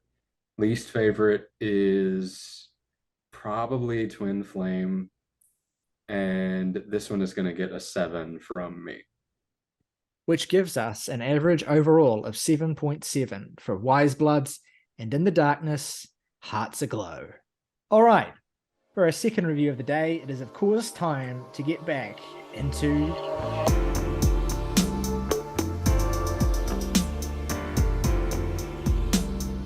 Nas is back with the final album in the trilogy, with the threepeat, in his opinion anyway, King's Disease 3.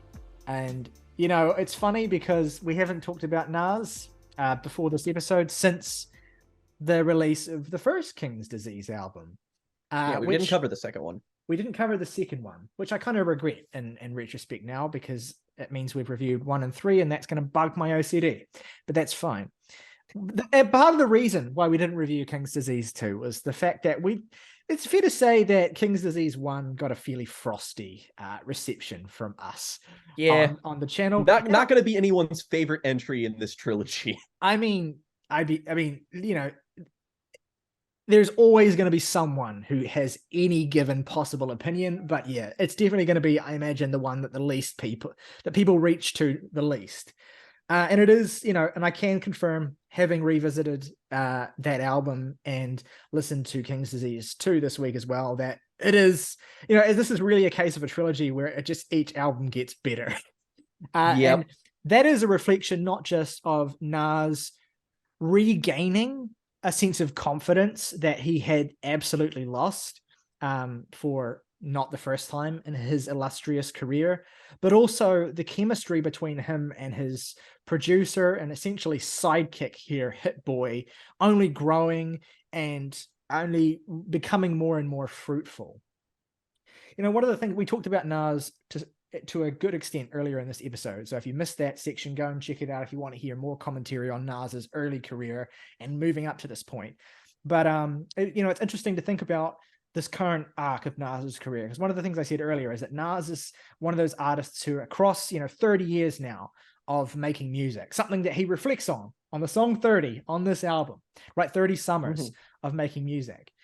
He's had such a roller coaster of a career, right? He's experienced stratospheric highs and crushing lows, in the same ways as an artist like Jay-Z, although to an even greater extent, I would say, because Nas is an artist who's had depending on your perspective on his career and depending on who you ask, he's had anywhere between 2 and 4 distinct comeback arcs at this point. And he's also somebody who very likely could have a 10 out of 10 and a 1 out of 10 from the same person. Yeah, possibly. I mean, I want to revisit, and I haven't heard every Nas album. I want to revisit the ones I have heard, and I want to tie up the loose ends on the ones I haven't heard so that I can give a more comprehensive discussion and consideration of Nas's career at some point in the future of this podcast. But for now, let's just talk about this current era. And the thing is, look, one of the things we talked about earlier is that Nas is kind of underrated now, at least by this new generation, by Gen Z essentially, and by a lot of millennials as well. But particularly with Gen Z, I think one of the reasons why Nas is he's kind of viewed as the old heads, one of the old heads rappers, essentially, someone who was really big in the 90s and kind of has just floundered ever since then, which if you take a microscope through his career since then, is just demonstrably not true. But nevertheless, people forget about the famous beef with Jay-Z, Takeover versus Ether, the stuff that dominated his 2000s as well. And Ether is better. I mean, they're both great songs. I can't hate on that take. Better. I think that's generally agreed upon now. But I mean, Ether may be better, but Takeover was on the blueprint. So it's that's true. That's true. It's one of those things where the debate rages on. But anyway, one of the reasons why I think Gen Z, or at least the newer generation of hip hop listeners, kind of think of Nas as the old heads hip hop artist is because, well, for starters, there was a 6-year gap between 2012's Life is Good, which actually at the time, critically and with audiences, was seen as, a really, really great record. And as a record I like a lot, even though I've only heard it once. But there was 6 years between that and 2018's Nasir, which came in the context of Kanye's famous summer of 2018 period where he was releasing just a string of 7-track albums essentially that he was producing. Very prolific period, very intensely memorable period that was heavily discoursed, and so much music came out of it. And really one of the most memorable periods of hip hop in the 2010s is just this particular 6-week era. And Nas's album is so commonly overlooked.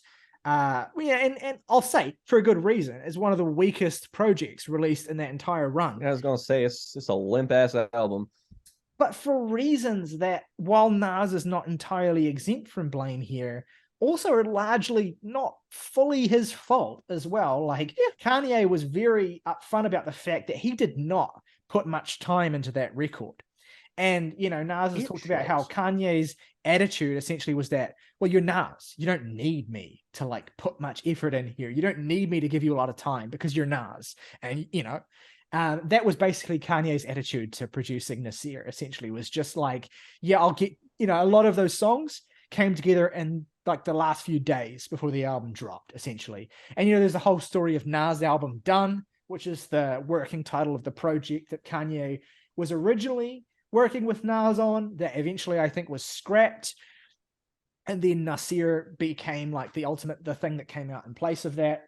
And it was just a really not a great period for Nas. I mean, yeah, and in that album itself, there were some cringe bars on that record that haven't, that definitely made it something that those anti-vax lines definitely didn't age well. I mean, look, Oh, Nas is an old head, for as much as I'm trying to like buck that narrative, he is an old head, and he, like many old heads, espouses opinions that, just aren't very cool nowadays. But anyway, in the wake of Nasir, it was clear that like Nas needed yet again to try and reassert himself. And so this was when he teamed up with Hit Boy, essentially, and released King's Disease. And for all the flaws that album has, and it does have a lot of flaws, it's a big mixed bag of a record. I do think there are some strong songs on it. I think that as a performer, Nas is animated in a way that he largely wasn't on Nasir, and it feels like he's very much like, sobered up, woken up, really trying to come back. And, a lot of the issues with that record were that the chemistry between Nas and Hit Boy just wasn't really fully there yet. Some of the beats weren't quite as good as some of the other beats. The features were a real mixed bag on that album. It was just kind of all over the shop. And, having come out, in the wake of it being the first thing since Nasir, we were pretty harsh on it, I think. And we clowned it quite a lot. And I'm not saying it didn't deserve that, but definitely, Nas was facing an uphill battle. And so then last year, he released King's Disease 2, which was a noticeable step up from King's Disease 1. I didn't actually get around to listening to that until recently, but I was aware of the fact that it was received generally critically and by audiences considerably more positively than King's Disease 1. So that did linger in the back of my head, this idea that, okay, I'm sure I'll get to it eventually, and I'm sure I can expect it to be better than King's Disease 1. And lo and behold, it is. I think it's a really strong, good album. Nas. It's a solidly, I would say, middle tier Nas record, but like middle to high tier Nas record. It's not quite up in that upper echelons, but it's definitely a stronger record, and it's definitely an album that is just more consistently engaging and feels more fully realized as well. I mean, that's the other thing with King's Disease, is that that's quite a short album. It's like 35 minutes, whereas 2 and 3 are like both solid 50 minutes, and really feel like they don't sprawl either, which is quite important. But they have enough material there and enough consistency within that material to really feel like projects, you know what I mean?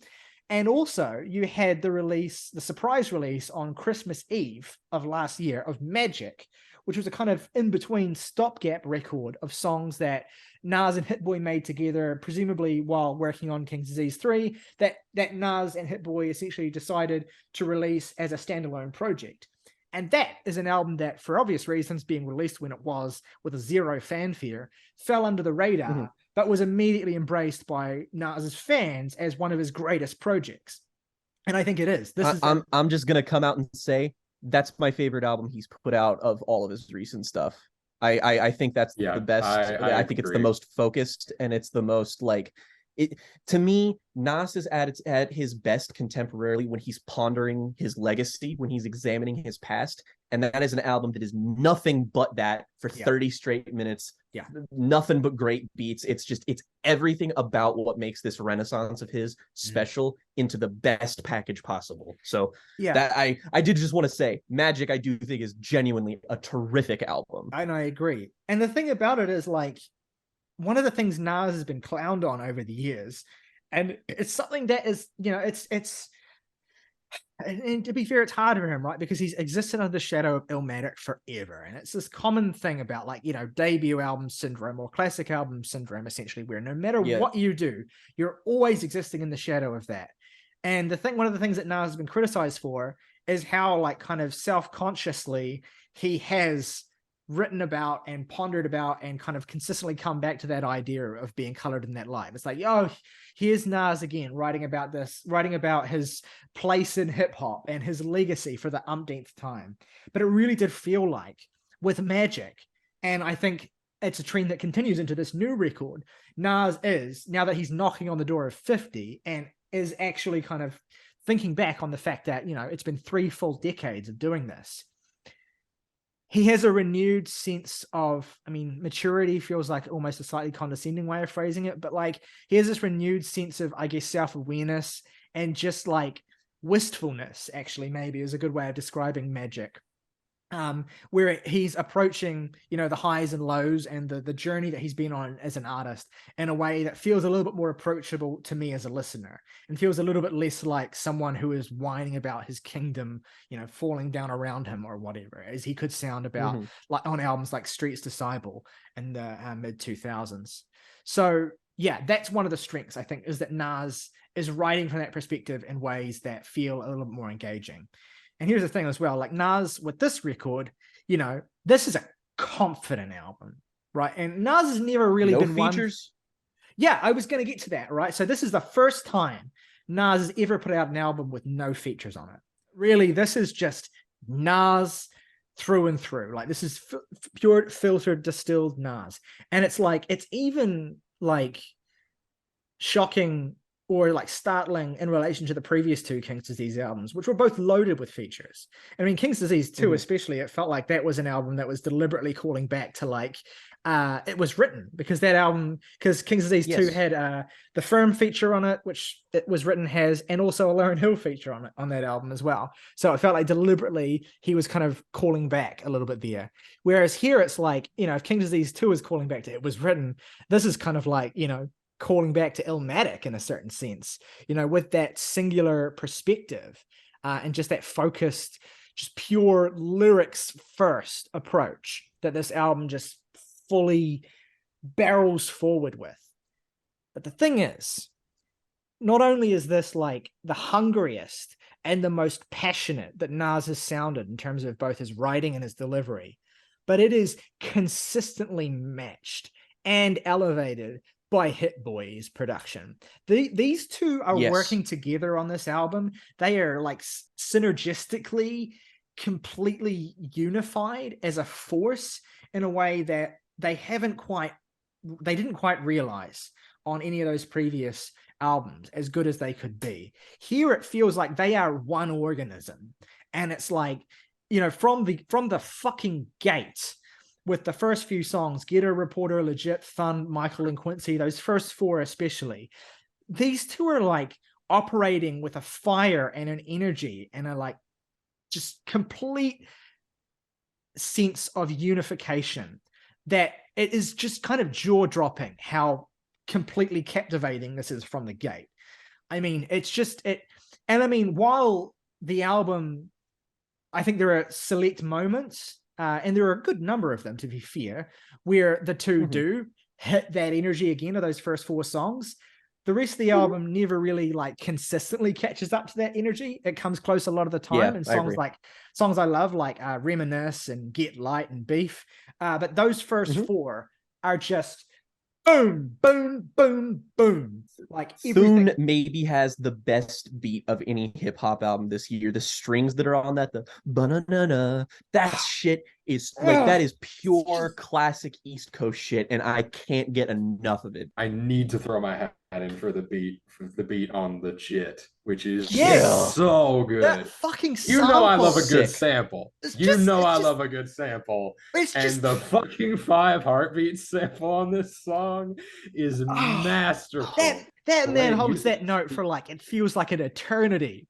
And it's just like the fucking drums are just going nuts. And Nas is just fucking, he's going crazy. And look, he has lost none of his energy. Maybe he doesn't quite have the incredible complexity to his performances that he used to have, and maybe he still has the odd bar where it's like, the NASA I'm NASA without the A at the end. NASA without the A. See, that's something I wanted to mention though, is that this is the thing, is that with the King's Disease like renaissance, is that I think that most people would generally agree these albums have gotten better incrementally, and that's I think the coolest thing to see is to watch him just sort of slowly meld into the chemistry of him and Hit Boy, and just to deliver on the promise of what that collaboration meant initially. But it also has to do with the fact that singularly, I still think that, like, if you separate the two of them, they are still consistently stronger on each successive release, particularly Nas, because, like, I think a lot of my problems with the first King Disease were, like, first of all, he just significantly sounds less hungry on that album than the following two. I think that's undeniable. And that the topics that he's covering on the original King's Disease are, like, it's really, like, you know, you could say that that album touches on his legacy occasionally, but it's, like, always in the most shallow, surface level, really just kind of boring ways.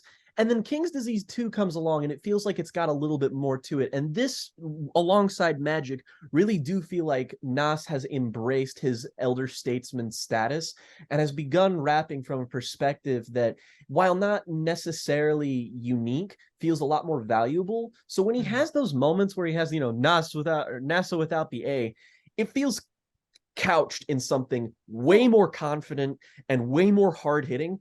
So I'm way more willing to forgive that dumb shit now like, than I was before. Like, it's way more charming on this album, whereas it was just kind of annoying on the first. And it's less often here too, to be fair. But I just wanted to, like, mention that I do think that, empirically speaking, on an individual level, he's just bringing more to the table here. Yeah, and, like, so there's an increased confidence here. Like, there's braggadocio for sure. There's a bunch of it. Like, Nas is, like, super, you know, in his own bag, and he's like, he you know, basically from the jump, from the first track, he's essentially like saying, he's essentially preparing the listener for, like, you're listening to a masterpiece. He doesn't say it in those words, but he essentially says that, you know, KZ3 about to be the best of them all, basically. And he's, you know, he has that. That's the kind of braggadocio you want from this, though, you know? That's what I want to hear. And the compliment to that is that also in the best moments is that Nas has a sense of humor about himself as well, which is why I think Thun is one of the best songs on the record. Yes. I mean, amazing beat, as has already been said, but Nas is really poking fun at himself a little bit here, and poking fun. Well, for it, most notably, he references the Jay-Z feud, and it's like in a very jokingly sort of like, that is one of my favorite fucking lines on this whole album. He's like, sometimes I still call up Jay, and I'm just like, that's so fucking cold. I love that. Yeah, like, yeah, and he talks about how playing Ether on Tidal, which is just like, you know, it's just a funny little thing, like that's right. It's just like a funny little way of calling back to that, and like he just has this sense of, like, you know, it's all gravy basically, because Thun is a song essentially about, you know, Nas's, like, view of, like, the industry, but also, like, the people that he's kind of grown up with, essentially the artists, you know, his contemporaries, the people that he was working with and, you know, made music with and made music around, you know, in the 90s, and the place that he's come from, essentially. And, you know, the people that have sort of stood by him and stuck with him throughout all that time. And, you know, there's, like, it's a very lighthearted song, but, you know, there's, like, an undercurrent of, you know, emotion to that, of, like, you know, of what he's been through and the people that have stuck by him. The ending bars on the song talking about the environment he grew up in and how he still, like, hears the wheels on the tracks of the subways, like, when he drives by there. Like, it's a really potent examination of where he grew up in a way that feels like it's really tapping into something nostalgic and bittersweet, and you really do feel that. And that's where, like I said, you know, King's Disease 2 echoes it was written. And that's where I feel like one of the places where this echoes Illmatic in a certain sense, because that album is, like, so much an album about the environment that the songs are set in, as much as it is about Nas's experiences and stories he tells. You know, and moments like this as well feel like, you know, calling back to the subway wheels and all that sort of thing.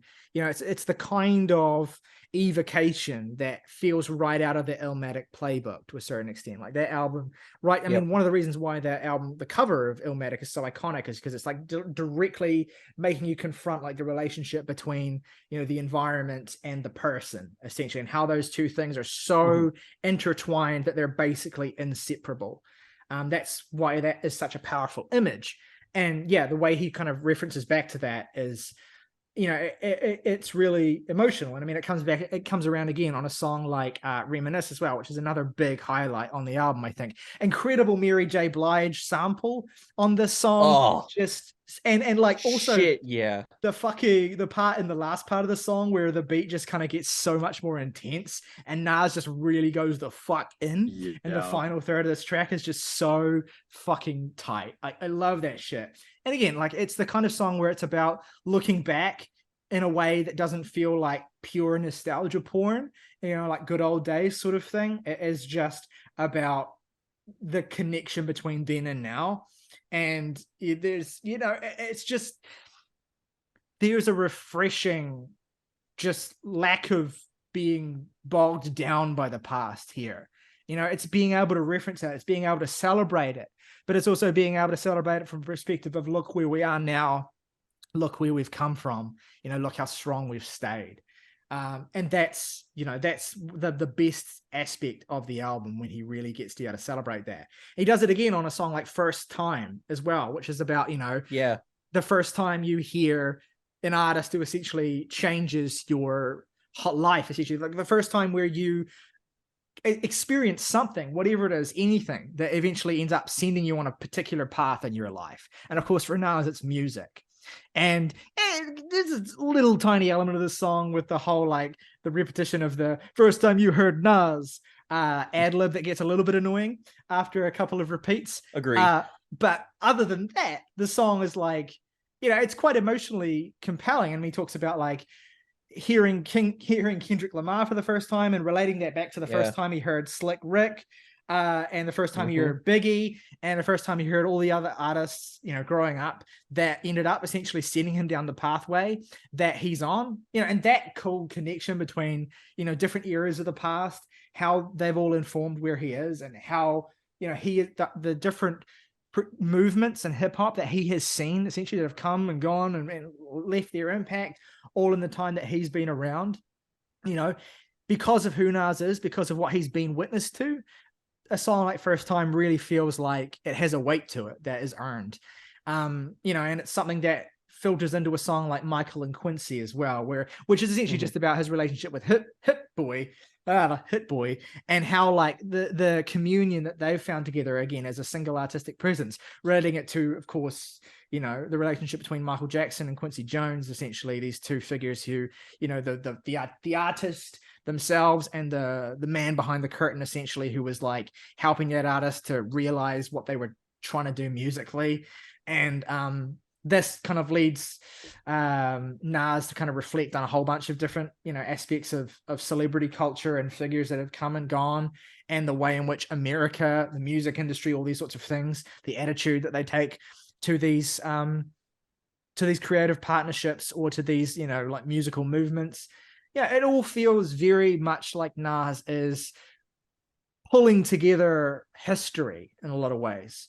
And, you know, it doesn't always land perfectly. And there are moments where Nas, you know, it wouldn't be a Nas album if there weren't moments you kind of roll your eyes at a little bit. And there are a couple of them. Definitely, I'm sure one of you would. WTF, SMH. But, you know, I'm at the point where it's like, they don't even bug me that much, because it's just kind of like part of the parcel with Nas. He is always going to be a little bit cringy, and he's always going to have a few moments. Also markedly less cringe than King's Disease 1 was. Yeah, I mean, look, the most cringy it gets is some of the refrains in WTF, SMH, and maybe a few of the cancel culture bars on the last couple of songs. But even then, those are kind of just a few bars. They're very easy to overlook. And I will say, in the case of the closing track, Till My Last Breath, I'm happy to overlook them, because that song is fucking hard as hell. Like, the beat on that song is just nuts. So I'm more than happy to overlook a couple of bars about like whatever. But you know, yeah, I've said enough. You guys, I want to hear from you guys, Jen, especially as our guest as well. What's your take on how the trilogy has come full circle here? How Nas and Hit Boy have kind of brought things together, and the singular perspective this album takes. What's your take on it all? For me, possibly a hot take, I guess. I think this new one, KD3, sits right in the middle. for me, and I haven't loved anything from this trilogy. I listened to KD2 when it came out, and I remember really liking it. And then I listened to it again this week to prepare for this, obviously. And I didn't love it as much, to listen to Eminem rap about Christmas for what felt like 10 minutes, among other things. Look, legitimately though, probably the most tolerable he's been in any context in the last 10 years. God, I really hate that I agree with you, like, confidently. I will take Eminem rapping about Christmas over literally anything else Eminem has done since fucking the Eminem show.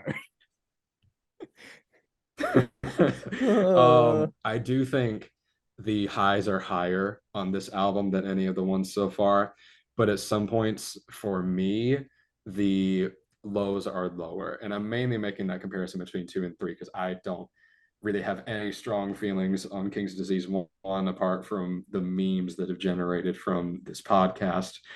So just comparing 2 and 3, the highs on 3 are higher and the lows are lower. And the opening stretch, I think, is really great. Like I said, I love the beats on Legit and Thun. I love that.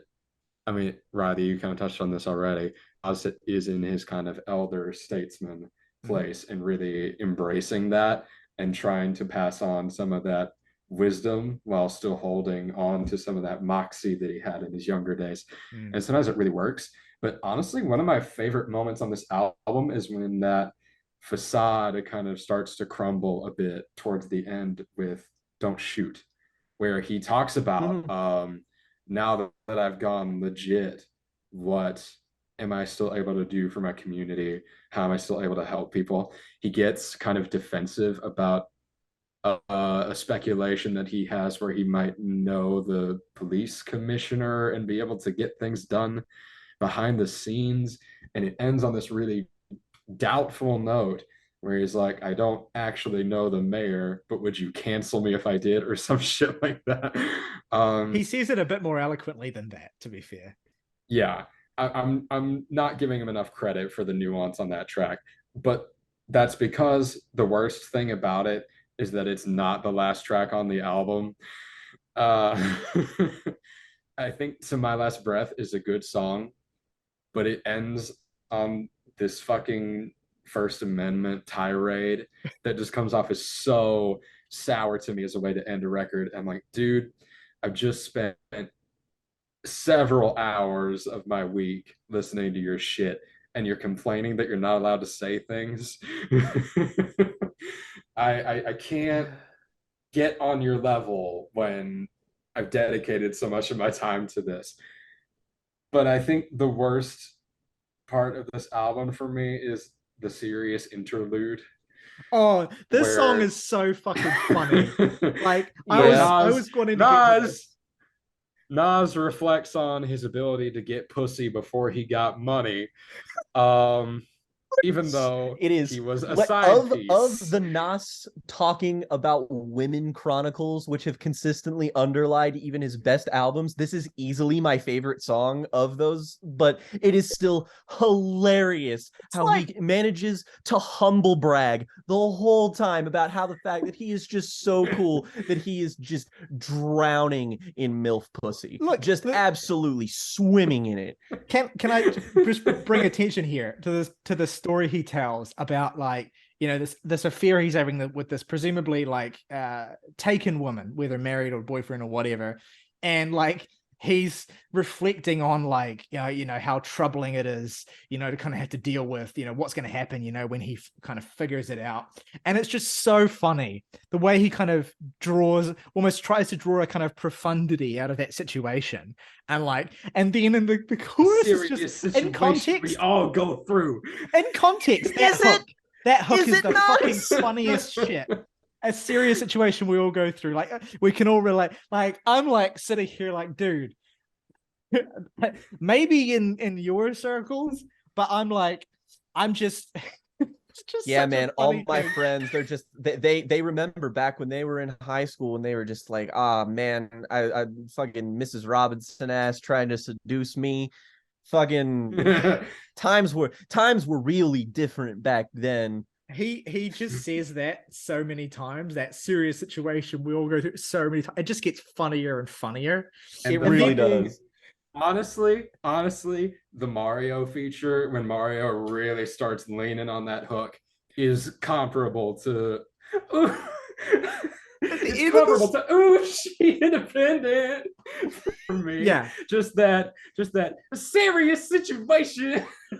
yeah. And then at the end of the song where he's like, "Don't act like that with the back like that," I'm like, I fucking doubled over dying of laughter. It's so funny. I love the thickness. I'd bite you too. I love that he gave us. It's why I can't, in good conscience, dislike this song at all, because it's like even in his best form, he's still giving me a lovely little meme, and I'm so thankful for it. There's just some of the bars here are just so funny. I ain't have to drive her Rolls, and I took off her clothes. Like, it's just such a funny way of saying that. Since I love how he tries. I was broke as fuck, but we still got it on. Which is why I think, reflecting on this, we should indulge the possibility that with that hook, Nas is deliberately being facetious.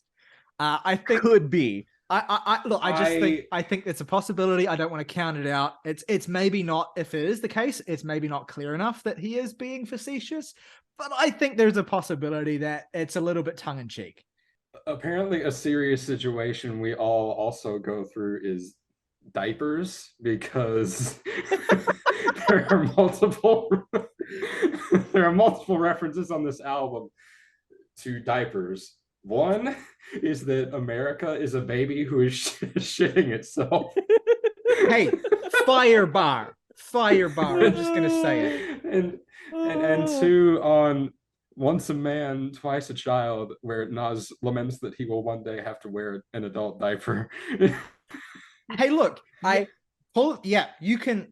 Fair enough. Pulling those bars out of context. I'll defend at least one of those diaper mentions. I don't love Once a Man, Twice a Child musically, but I really, really love what it's going for lyrically. That it's not one of my favorite songs on there, but I like the sentiment here a lot. Yeah, that's probably the one track on the record that's probably grown on me the most. Not that many of them have, because it's a very immediate album. But once I kind of understood what Nas was getting at there, I actually have come to appreciate this one more and more and more. Even though he absolutely butchers the pronunciation of pineal gland, I'm gonna let that slide. I was just like, what body part did he just fucking say? Is that maybe he was deliberately? What I think it is. Maybe he's deliberately trying to make it sound like pineal gland, like his penis, because he's trying to expand it. But it's just and pineal gland is the thing that if you're horny, it's the thing that's activated in your brain. Yeah. So yeah, it's just maybe it Thanks is from beyond. That's how I know it. it's I mean, it's most. That's not its primary function. Its primary function is regulating sleep, but I'll let it slide. Anyway, I can't believe I'm getting disgusted neuroscience in this Nas review. Anyway, the line in the hook, the bar, that the wordplay about like ducking guns and playing Nintendo Duck Hunt is pretty funny. Yeah, that is fucking funny. And so I enjoy that too. Like, this is the thing where I keep coming back to with this album, where even the goofiest moments and even the moments that don't really work are forgivable in a way that, and this is just maybe the way that Nas has grown on me, like in the way that I've come to be able to forgive more and more of his like less great moments. I think, again, like a potential song where lyrically it could fall completely flat with some of the ways that he's trying to, some of the wordplay and some of the things he's trying to communicate, like on a song like Beef, where he compares himself to the tension between USA and Al Qaeda, which I think is like the point of that is, I think maybe he's trying to talk about like his history in the rap game, and like it's a little bit difficult, I think, for me to fully interpret what he's trying to communicate there. But it's still, I think, quite a like a hard hitting song. Like, it's really it goes. and I enjoy it a lot, but it does feel like lyrically slightly muddled in certain points. I don't quite think that every metaphor or analogy he's trying to pull off here completely lands. I really like this song. I think for the most part it's written with elegance, and it does kind of call back to It Was Written, where, you know, he raps from the perspective of a gun, so he's like trying to take on older ideas and trying to sort of, you know, elevate them with his newer, more wizened status. The only thing about this that I don't care for really almost has nothing to do with the track itself, but Nas is like really preoccupied sometimes earlier on the album about rappers like lying about doing shit in their music, and then also simultaneously seems very preoccupied with the fact that you need to focus on your community, you need to focus on building them up, you need to focus on like, and those are like, appreciate that because it's, you know, it means something coming from him. But at the same time, I feel like those two sentiments are kind of contradictory to each other, because it's like, man, if you want rappers to keep doing good shit and to not, you know, keep doing hood shit, then frankly, you need to be okay with them lying in their music, because I much prefer rappers that are going to lie about shooting people in their music than rappers who actually shot people. So I feel like you need to reckon with that maybe a little tiny bit. Feels a little hypocritical. It's not a huge mark against it. I'm just saying that not all of his sentiments on this album are completely in line in the way that I think they could be, perhaps, but it's like mostly great. It just has moments where, you know, there's just a bit of a chink in the armor on even the best moments here, which does take it down a tiny itty bitty bit for me, but not too much. So, you know, My thoughts on Beef are, I mean, that Al Qaeda line is a small misstep in what I would say is otherwise a pretty good song. I think and I had issue with this reference at first, but I've kind of come around on it. He punctuates it with a reference to two of the most legendary diss tracks of the 90s, Who Shot Ya and Hit Up, which I misheard the first time and thought he said them in the wrong order and called Who Shot Ya the Tupac song. But and that really pissed me off until I realized that no, I'm an idiot and he said them in the right order. He punctuates it in this way where it's like, oh, these artists who did do a lot for their community were consumed by beef and this thing he's trying to overcome. But yeah, Jake, I kind of agree with you on that point where it's like, if the goal is to overcome the specter of beef or jealousy or whatever you want to call it, then why just a couple tracks ago are you LMFAOing at rappers LIE-ing? That's another reason why that's my least favorite song on here, is that other than the hook being genuinely bad in a way that I don't really enjoy, but like, I don't even think this song is like bad. I just think it's really mediocre, all things considered.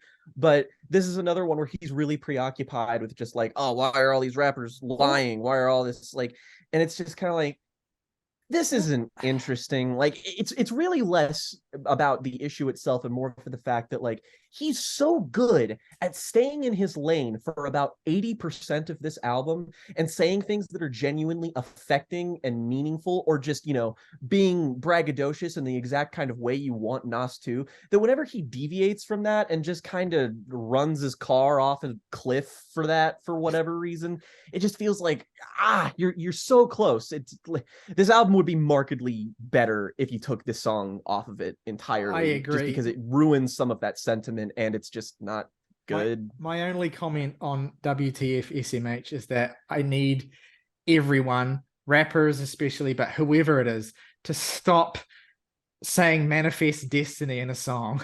That's just God, it drove me crazy. Fuck. It's just not. That's not what that means. I know, I get he's probably trying to like reclaim that or whatever. Just don't. It's just not a thing that needs to ever be said again. It's just two words that don't need to be put together in that order ever again by anyone. It's just too loaded. And it's funny because he's referencing that in the context of like being a good father for some reason. Like, I don't know what the idea is there, but just stay away from manifest destiny. It's just like, it's weird, and it's not it doesn't mean his child named Destiny. No, his child's name's Knight, and he's like, manifest destiny like a knight. And it's like, so See, what do you? this is why Magic is the superior project to me, because it literally is just him focusing on all the things that he's currently good at, and it's Hit Boy doing all of like the best. It's like if the first 3 beats on this album were an entire album where he focuses on the glitzier, hard hitting shit. And that's just a mode I prefer a lot more, and it's a more digestible. It's a brief record, but I still think it manages to touch on everything that an album like that should. And this is a different record, and it's trying to do something different, and I respect that. And I probably haven't thrown in enough to say it, but I do really like this record. I think it's very good. A standout hip hop entry this year for sure. It's just that it does have a litany of very comparatively small problems that don't really affect my enjoyment overall, but inevitably have to factor into things like my rating and how I would view it from a holistic standpoint. But really, all that does is make me kind of excited for the fact that it's like, if Nas is almost 50 and he's still dropping shit like this, and it doesn't seem like this doesn't feel like it's definitively ended. I still feel like there's room for Nas to still keep going and keep growing. They're like, maybe he'll do King's Disease 4. Maybe he'll just do another album. Maybe he'll collab with Hit Boy again. Maybe he won't. But regardless, it feels like there's still room to level up. And I feel like again, you compare him to a rapper like Jay-Z, and I know Jay had 444, and 444 is really good, but also like the album before that was like Magna Carta Holy Grail, and listening to that album is like taking a double dose of NyQuil. Nobody this far into their career should have as much potential as Nas does right now. And I really think that that's special. That's what this album showcases to me. Is that even if this is the last album he ever makes, he's still going out on a relative high point. All right, I think we've basically said everything that can be said, more or less. Let's do our favorite tracks and ratings for Nas's King's Disease 3. We'll hit it up in reverse order this time. Jen, why don't you go first? 3 favorite tracks. Legit, 30, and Recession Proof, which we didn't talk about, but has this great song. Good song, straight out of blaxploitation movie beat that I so good go so dumb for. Least favorite is Serious Interlude. This is gonna get a 5. I'm not as high on this as you all are, but it does have its highs. Brutal. All right, fair enough. My 3 favorite tracks are Legit, Michael and Quincy. Again, the beat change in the last, it's not a beat switch, but just it gets more intense in the last part of that pretty song. Sick. Just killer. And my 3rd favorite track, probably Reminisce. It's definitely Reminisce. Least favorite, it's got to be WTF SMH. And the album gets an emphatic 7.5 from me. Very, very positive on this album.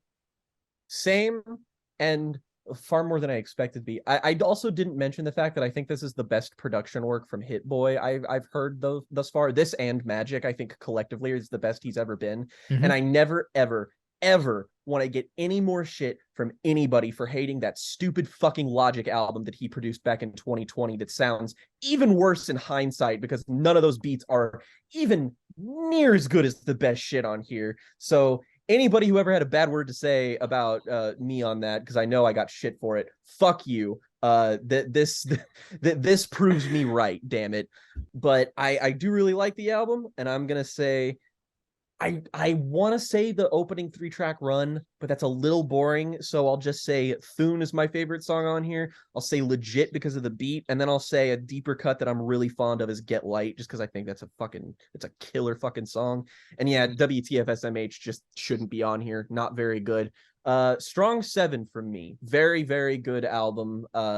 Nice to see a lot of elder statesmen in hip hop coming back around this year and dropping some really, really solid celebrated shit like this and Cheat Codes. Like it makes you feel like the spirit of the genre is really alive. All right, and that gives us an average overall of 6.5 for Nas's King's Disease 3. It's got to be the most positive 6.5 review we've ever given on this show. Probably. I'm sorry. No, it's fine. It's you own it. and do what feels right. That brings us to the end of this week's episode of Jams and Tea. Let us know what you think of either of the albums we discussed today, the new Weyes Blood record and the new Nas record. Let us know where you're for, your favorite tracks, your overall thoughts. We want to hear from you in the comments below. If you're listening on Spotify or Apple, you can head on over to the link in the description. Leave us a comment via that way. If you enjoyed this, please consider giving the video a like and subscribing to the channel if you have not already. If you want to go above and beyond and support us even more, you can hit the join button, and for just $1 a month, you can become a member of the Jams and Tea family. Get your name in the title call of every video on this channel. Plus, if you want to recommend us some music to talk about on the show, your recommendation will go to the top of the pile. As always, though, folks, rock over London, rock on Chicago, Kodak, share moments, share life.